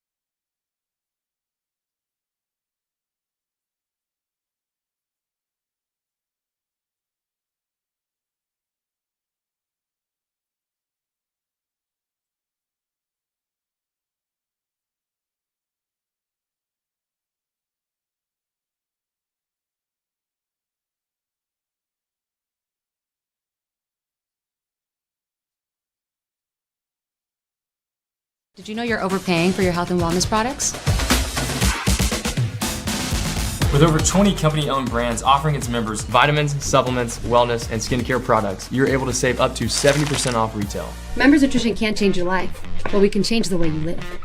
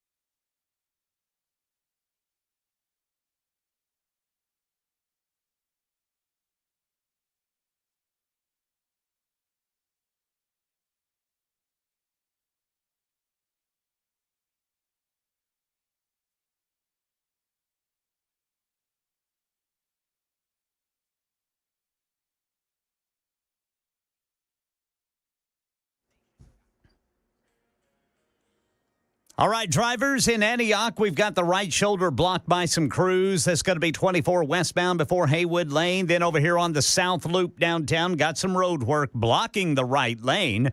That's going to be 40 westbound at 2nd Avenue. And under arrest now, the suspected mastermind of the suicide bombing attack on Abbey Gate in Kabul in August 2021. We'll tell you about that at 11:30 on Super Talk 99.7 WTN. That's Ken Weaver in the newsroom. It's 11:25 on Super Talk 99.7 WTN. Hey, how are you? My name is Chris Hand. You can find me on Twitter, True Social, and Instagram at Chris Hand on Air. Show is brought to you by Better Water LLC. You need a water filtration system. You need some water softeners. Go to betterwater.com. Give them a call. Talk to Craig and Brandy. Those guys are awesome. They'll take good care of you. Just tell them that Chris Hand sent you. Betterwater.com. I can't believe that this show is flying by as quickly as it is. No matter how you're listening to us, whether you're on the iHeartRadio app, the TuneIn app, the 99.7 WTN app, we appreciate you. If you're watching over on YouTube, we appreciate you a lot more when you hit like and subscribe. Please do. It helps me feed the kids. And if you're watching on X, repost the show, share the show. And again, find me on Twitter, True Social, and Instagram at Chris Hand on Air. But I can't believe it's almost 11:30 and we haven't even gotten to the clip about Trump talking about Doge. Did you see the Doge portion? Yeah, that was great. He spent about 3 minutes listing the wasteful spending that Doge has been shutting down. Just listen to some of the appalling waste we have already identified. $22 billion from HHS to provide free housing and cars for illegal aliens. $45 million for diversity, equity, and inclusion scholarships in Burma. $40 million to improve the social and economic inclusion of sedentary migrants. Nobody knows what that is. $8 million. I'm sorry. Nobody knows what that is. Where's the lie? He said nobody knows what that is. $1 for diversity, equity, and inclusion scholarships in Burma. $40 million to improve the social and economic inclusion of sedentary migrants. Nobody knows what that is. $8 million to promote LGBTQI+ in the African nation of Lesotho, which nobody has ever heard of. Mason, what's the capital of Lesotho? How do you spell it? I couldn't tell you. Come on, guys. Somebody's got to know. How about you guys in the YouTube chat? Capital of Lesotho without Googling it. On the super text line. Capital of Lesotho? Anybody? I'm using speech to text for that one. Capital of Lesotho. $8 million to promote LGBTQI+ in the African nation of Lesotho, which nobody has ever heard of. I mean, it's like he's doing a stand-up comedy routine, in all honesty. And this is part of the problem with the spending of this country. We have homeless veterans on our streets. Awful. Should never happen. We have people in Western North Carolina living in tents. Disgusting. Why? They're still trying to rebuild in Lahaina. We got wildfires now in South Carolina. They're going to have to rebuild. We had the wildfires in California, yet no money for any of that. But if you're an illegal alien in New York, well, we can get you a house and a car. If you're a sedentary migrant, well, we can get you a few $1,000,000. As long as you're focusing on LGBTQIA+, as Donald Trump put it. If you're from a nation in Africa that nobody's ever heard of, man, as long as it comes to DEI hiring practices, we have money for you. By the way, Nashville's population may be larger than Lesotho. Oh, jeez. There's 2.1 million people in Lesotho. Yeah. The entire country. Yeah, that's is anybody shocked? Still don't know where it is. I stand corrected, 2.2 million. Lesotho. Terry, migrants, nobody knows what that is. $8 million to promote LGBTQI+ in the African nation of Lesotho, which nobody has ever heard of. I wonder, I wish, can we, how do you look up the Google search trends? I bet you there was a spike for Lesotho right then. Like just a massive upswing of people going, where the hell is Lesotho, actually? This is the problem that we have at our federal government. The spending, completely out of control, completely unhinged. It sounded like stand-up comedy when Donald Trump was listing these things off last night. That, my friends, is part of the problem. It's 11:30 on Super Talk, 99.7 WTN.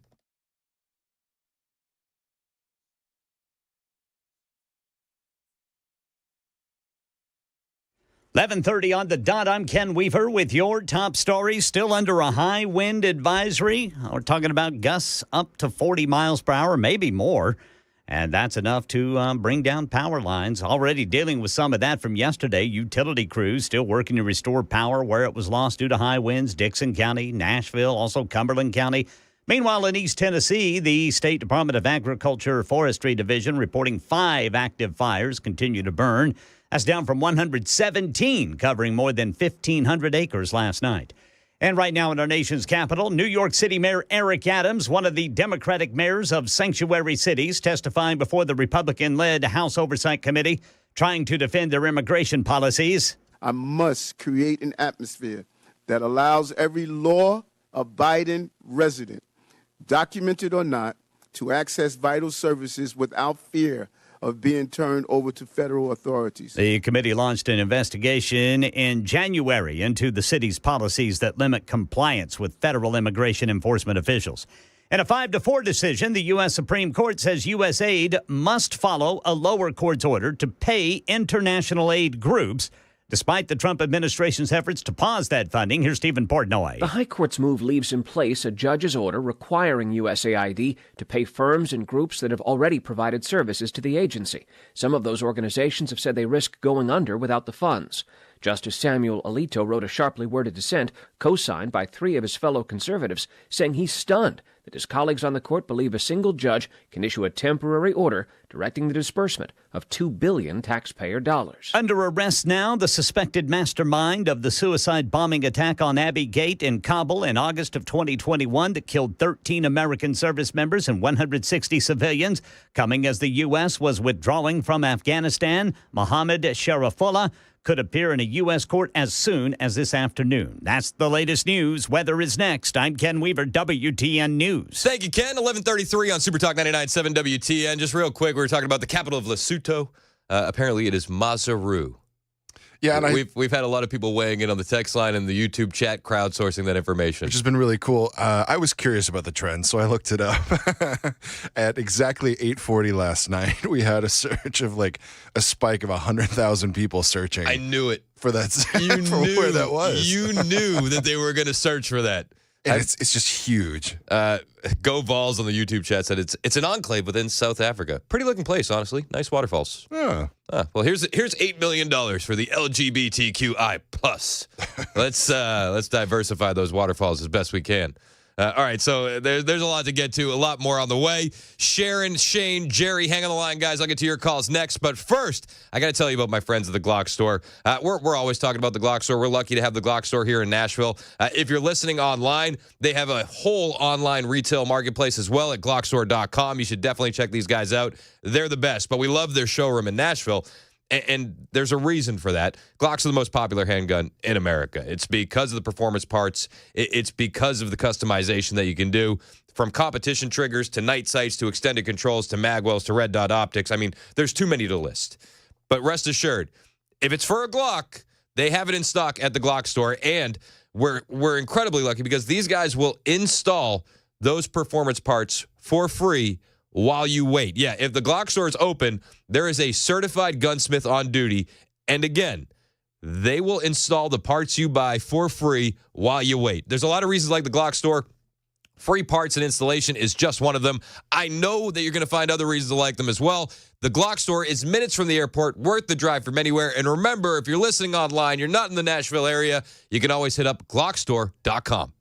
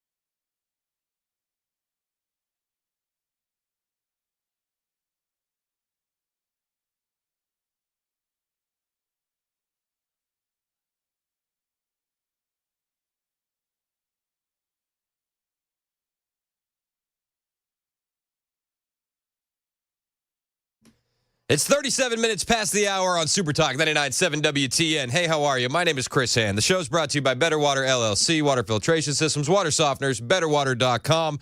We are live on a variety of streaming platforms. We're on the iHeartRadio app, the TuneIn app, the 99.7 WTN app. You can watch us over on X. Super Talk TV is live and jumping over there. A lot of new people on X today. Hello. Hit follow at Chris Hand on air. I'll follow back and repost the show. If you're watching over on YouTube, the live chat is absolutely jumping, and we could use some more likes and subscribes on our YouTube. My kids want to go to summer camp. They're tired of eating bread and water, and I tell them that it'll continue until we get more likes and subscribes. So please save the children. Help them out. Hit like, hit subscribe. Save the children. Save the children. Save the children. Hit like and subscribe on the YouTube chat. We appreciate it. There's Maseru. Maseru is the capital of Lesotho. As we all found out during our search at 8:40 last night. I know. So 9:40 on the East Coast. He says nobody knows where that country is, and everybody went, no, I actually don't. This was Donald Trump last night talking about the crazy spending that they've uncovered via Doge. Just listen to some of the appalling waste we have already identified. $22 billion from HHS to provide free housing and cars for illegal aliens. $45 million for diversity, equity, and inclusion scholarships in Burma. $40 million to improve the social and economic inclusion of sedentary migrants. Nobody knows what that is. $8 million to promote LGBTQI+ in the African nation of Lesotho, which nobody has ever heard of. I mean, listen, it just sounded like stand-up comedy, and that this is part of the issue. This is part of the issue. I love how he went LGBTQI+. Just like stamp that down. Plus. Much better than the governor of our 51st state, Canada, did when he was trying to say it some years ago. Trump was on fire. He was absolutely on fire. Instant reaction from you guys at 615-737-9986. My man Jerry in Hickman, you're up next on Super Talk. Are the Dems in a crisis right now, Jerry? Oh, yeah. Part of the reason is their money stream just got cut off. Yep. Daddy cut up the credit card. They can't fund their nonsense anymore. This is a huge deal. Yeah. The money that they've been siphoning off of so much federal money into these programs to an NGO and then back through the back door and coming in, they're in trouble. Yeah. I mean, they're really in trouble. And, another thing, I don't know what the status is on the line item veto. I know a couple decades ago they were attempting to get that. We really need that. Yep, I'm with you. 100%. Yeah. Hey, their money's gone. What are they going to do for money now? I hear you, Jerry, and I appreciate the call, man. Thanks for holding. Yesterday on Charlie Kirk's show, Breitbart News senior contributor, Government Accountability Institute President Peter Schweizer was talking about Doge's work, and he said that the opposition to Doge is reflective opposition to everything Trump does. And there's a lot of talk about waste and abuse, but he said there's a deeper battle going on because of Doge. And he said that a lot of this money flows through these grants and through these contracts to the political class in Washington, D.C., which I'm sure you kind of assumed. But he said it's a business model. You look at USAID and some of these government agencies, huge amounts of the contract money never actually goes to the developing to the developing world. It stays in the Washington Beltway, and it goes to consultancies that are run by political operatives that get help getting people elected. And this is now under complete assault by the Trump administration and Doge, without a doubt. He said so. Part of the pushback that we're seeing in Washington D.C. is, according to Peter Schweizer from Breitbart, Government Accountability Institute president, he says that part of the resistance you see is that the slush fund they've been operating for all these years is being shut down or is being exposed. And he says that this is the most valuable thing that Doge could be doing.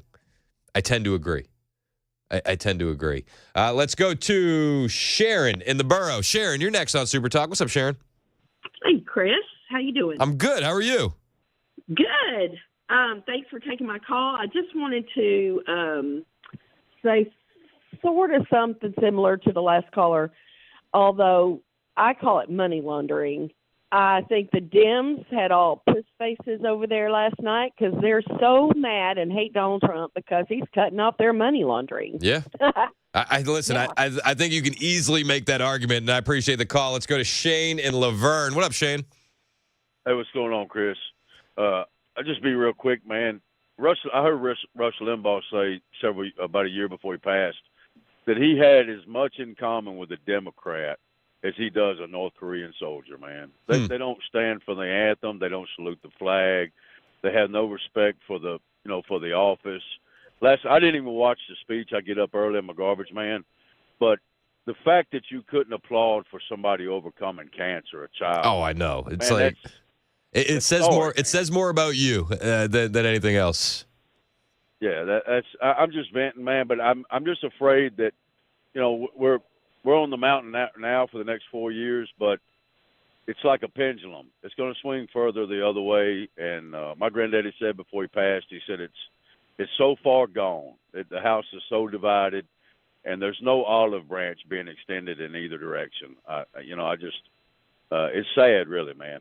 I mean, I hear you to a certain extent. I do think that the conservatives would extend an olive branch.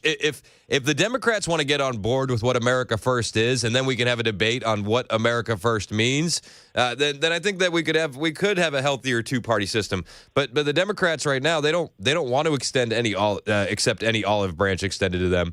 They would rather shovel our money out the door to foreign nations all over the world instead of helping American citizens right here at home. And the moment that they want to have that conversation, I think conservatives are going to welcome them at the table, man. Well, let's pray and hope that moment comes sooner than later. Yeah, I'm with you. I appreciate the call, Shane. Thanks so much, man.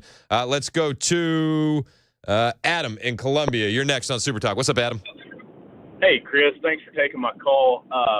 Just one reaction that I have concerning Trump's speech last night was sitting there as he was listing off all these things, and as humorous as they are, how did we get to that point? Mm-hmm. I guess what I'm getting at is now is the time for the Republican Party to go to single subject bills and stop doing all this earmarking and pork belly stuff that I'll vote for your bill if you attach my little pet project to it. So now is due time for the United States to go to single subject bills that we can read on one page, however big they are, without all the legalese in it. We need to get back to keep it simple, stupid. Yeah, even at the 100% national level. Yeah, I'm with you, man. And listen, this is the reason why we have Mike Johnson as speaker, right? Kevin McCarthy wasn't doing the single subject bills. He got ousted. We should be doing single subject bills. I don't have anything against that. I'm with it. Let's go to Marsha in Manchester. Not Marsha Blackburn, just a different Marsha. What's up, Marsha? I just want to say I have never been prouder of a president in all my life as of everything he's done, and that speech he gave last night, I found myself standing up clapping with him. I couldn't believe it. I love it. I did that a couple times. I mean, it was great. Everything was right on the mark. He's got this is awful for you, the biggest balls I've ever seen, the way he talks. I did not expect that out of Marsha from Manchester. I'll tell you what. Especially because I'm 72 years old. Oh, man. Marsha's just doing a standing ovation in her living room, and she's like, look at that. Unbelievable. I was like, that man's got balls. That's my kind of man. I'm telling you, he don't back down. Don't back down from nobody. Marsha, can you call more often? I try to, but I always have to hang up because I get somewhere before y'all all right. Well, I'm listening to the car and the radio. I'm gonna make a note with my producer. Marsha gets front of the line service. All right. I appreciate the call, Marsha. Thank you. Hey, thank you so much. Let's go to Dwight in Bowling Green. What up, Dwight? Well, I just wanted to, I was thinking about it when the Ontario premier, or whatever he is, was saying he would smile while he cut off energy. Yeah. That's Doug Ford, whose brother was kicked out of office for smoking crack. Yep. Yeah, real. And I was sitting there thinking, he really doesn't get it. He's kind of like Elizabeth Warren clapping when Trump called her Pocahontas. Yep. They think they got power and they don't.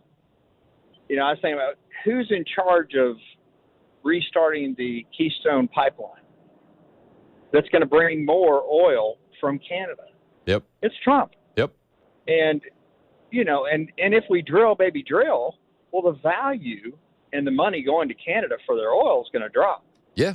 Well, and oil's all future markets anyway. So, like, the minute you start drilling, then it's the future markets are going to reflect that. Absolutely.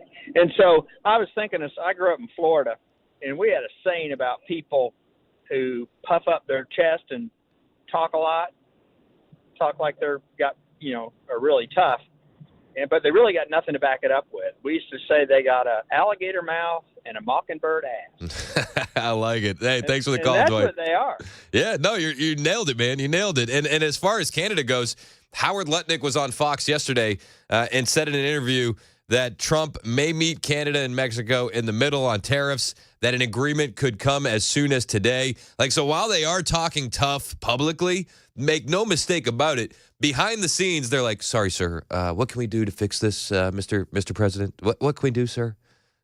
He said both the Mexicans and the Canadians were on the phone with him all day yesterday. He's going to come out today angry that Americans are still being killed. Now, both the Mexicans and the Canadians were on the phone with me all day today trying to show that they'll do better. And the president's listening because, you know, he's very, very fair and very reasonable. So I think he's going to work something out with them. It's not going to be a pause, none of that pause stuff. But I think he's going to figure out, you do more, and I'll meet you in the middle some way. And we're going to probably be announcing that tomorrow. So somewhere in the middle will likely be the outcome. The president moving with the Canadians and Mexicans, but not all the way. I mean, listen, it's unbelievable the speed that Trump is moving with this kind of stuff. So yesterday we had Doug Ford talking tough. We're going to cut off your electricity. Meanwhile, behind the scenes, the Canadians are on their phone like, so, sir, what can we do? What can we do to fix this? Just bending the knee. Expect an announcement as early as today. The Canadians, the Mexicans meeting in the middle with the United States when it comes to tariffs. I'm looking forward to that announcement as well. It's 11:50 on Super Talk 99.7 WTN. When we get back, we're passing the proverbial baton to Chad Benson. We'll see what's coming up on the Chad Benson Show right here on Super Talk 99.7 WTN.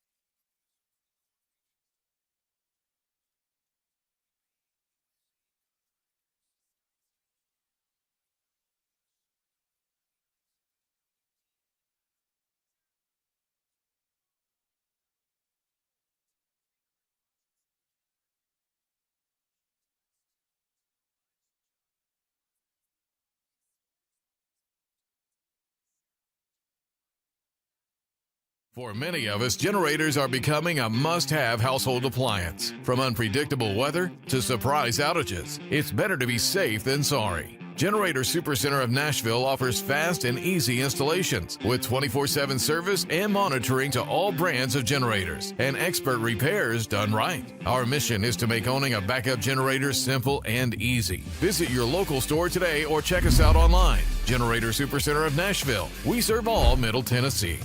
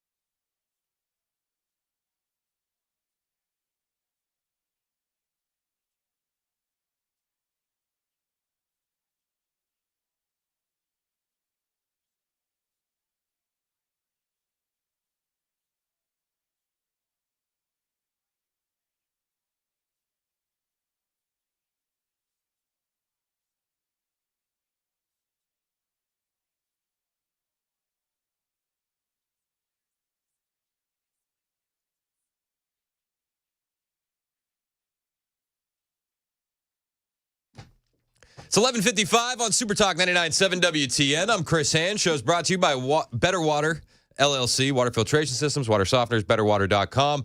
Quick programming note, tonight, Turning Point tonight, Real America's Voice, 9 o'clock Central. I'll be jumping on with my friend Joe Bob to discuss the State of the Union. So we'll rehash some of the things we talked about here. I hope you guys tune into that if you get Real America's Voice. In studio right now, Chad Benson. First Super Talk event that you've been to. It was the best, wasn't it? It was awesome. We got the best people in the entire country, I swear. It was really cool, and considering the weather and the nastiness out there, that many people showing up for it was really, really cool. We have the best listeners. I opened the show being like, it's a constant reminder of how blessed I am. Yeah, I saw that. It's true. I mean, I was telling you, I've gone to a couple stations, and it's fair to Midland. And I've gone to some stations. You think this is going to suck, and it's been good. But that was just a great group of people who were engaged. Yep. It wasn't just an event. They were engaged with us, which I thought was great. Yeah. I love it. So shout out to everybody that came to the Nashville Palace. And then there were people that didn't come, and then we were watching on the stream. Thousands of people watching on the stream. Awesome. That's pretty dope, too. That was awesome. What was your initial reaction to the speech? I know, I joke, because your initial reaction is, well, I didn't hear any of it because we were at the Nashville Palace. We were talking. It might still be going on. I don't know. Did you go home and rewatch it? I did. This morning, I got up extra early and rewatched it. I did that last night. I liked it. A little long. I could have done it a little bit shorter. But he now holds the record for longest joint session speech in Congress. Less is more. I loved it. You know what? But that's me, though. I mean, I've talked to a lot of people today that said it's just too long for my taste, because at 10 o'clock Eastern, too, because you want to capture the audience. If you're going to do it that long, you come on a little bit earlier. But at 10 o'clock Eastern, a vast majority of America kind of tunes out. And you don't want to lose that, especially if you're going to continue to go. Yeah. But I liked it. I thought it was a damn good speech. I loved when he started talking about Doge. Yeah. I think that was one of my favorite moments. Yeah. He said, what was the country? What was the country again, Mason? Was it Letuso? Yeah. He's like, nobody knows where that is. If you look at the Google search trends, there's a spike at 8:40 on the East Coast. For Letuso. Yes. Because that's what we do, right? Yeah. Like, you watch anything on television, you're like, what actress? That actress, I've seen her and stuff before. Yep. You start looking at stuff. And, yeah. But it was a good speech. I thought it was, he was positive. He talked a little bit about, the tariff stuff. Stick with me, because you got to do that, because that's most important. You got to win the economy if you want to continue to hold serve. Because this is as much about the Republicans holding serve. He's got nothing else after this. So there's nothing else to run for. Right. So it's as much about keeping everybody else employed, so you don't have to worry about 2 years of Adam Schiff coming over going, we found more Russia stuff. Yeah, honestly. But I thought it was pretty good, man. I was a big fan of it, and we'll see what happens come midterms. Do you want to go to one of those? Not really. Yeah, me either. Like I've got invited on several occasions. If I was invited, like I would accept the invitation. But like I wouldn't reach out and be like, hey, is there any extra tickets? Like, yeah. I don't know. It's like Andy Biggs and everybody's invited me like out there. And I'm like, you know what? Now they stop asking. There's been stuff where like they Turning Point wanted me to go to the RNC, and I was like, I think you should do one. Like I felt like I would have missed it, but I also at the same time felt like I wasn't missing it. No, you weren't missing. I think you should always do one of those, and then that's it, right? Like that's enough. Yeah. Unless that is your job. Do you know what I mean? We do so many other things. And like when I was at the RNC, the times I've been, half the time, you're separated from everything, and you're doing a show. You're putting a show together. You don't get to enjoy the stuff. Well, that's the thing, right? Like because we do it for work, it inevitably becomes work. Yes. So like we're not doing it for personal enjoyment. Like when I worked 10 years in music radio, I have no interest in going to any concerts ever again. Would you ever pay for a concert? No. Even if you wanted to? No. Yeah. Because it just feels like work. No. I remember I took my brother-in-law. He'd never been to a concert before. And it was like Lil Wayne in D.C. And I was like, all right, let's go. And he's like getting anxious. He's like, we got to, it starts at 8 o'clock. I'm like, dude, we're not going when it starts. Yeah. Like, just no. Yeah, there's no reason to get there. Follow my lead. Trust me, Lil Wayne's he may not even be in the state at this point in time. Honestly. But no. Concerts are work, and I feel like this stuff, RNC, State of the Union, I just feel like it'd be because you go work. there and like it's always in the other building, and you're never seeing any of it. Yep. Yep, exactly. What do you got coming up on the show? We're going to talk about, obviously, last night, what took place, the Dems and their reaction, which was, they're even getting hammered by other Dems, which is hilarious. Talk a little bit about that. We'll talk about the human cannonball, people. There's a guy called the human cannonball. His name is actually Chachi. When you hear this story, you're going to go, you know what? We needed a break from politics, Chad, and that was the right amount of insane. All right, perfect. Chad's in next. It's 12 o'clock on Super Talk 99.7 WTN.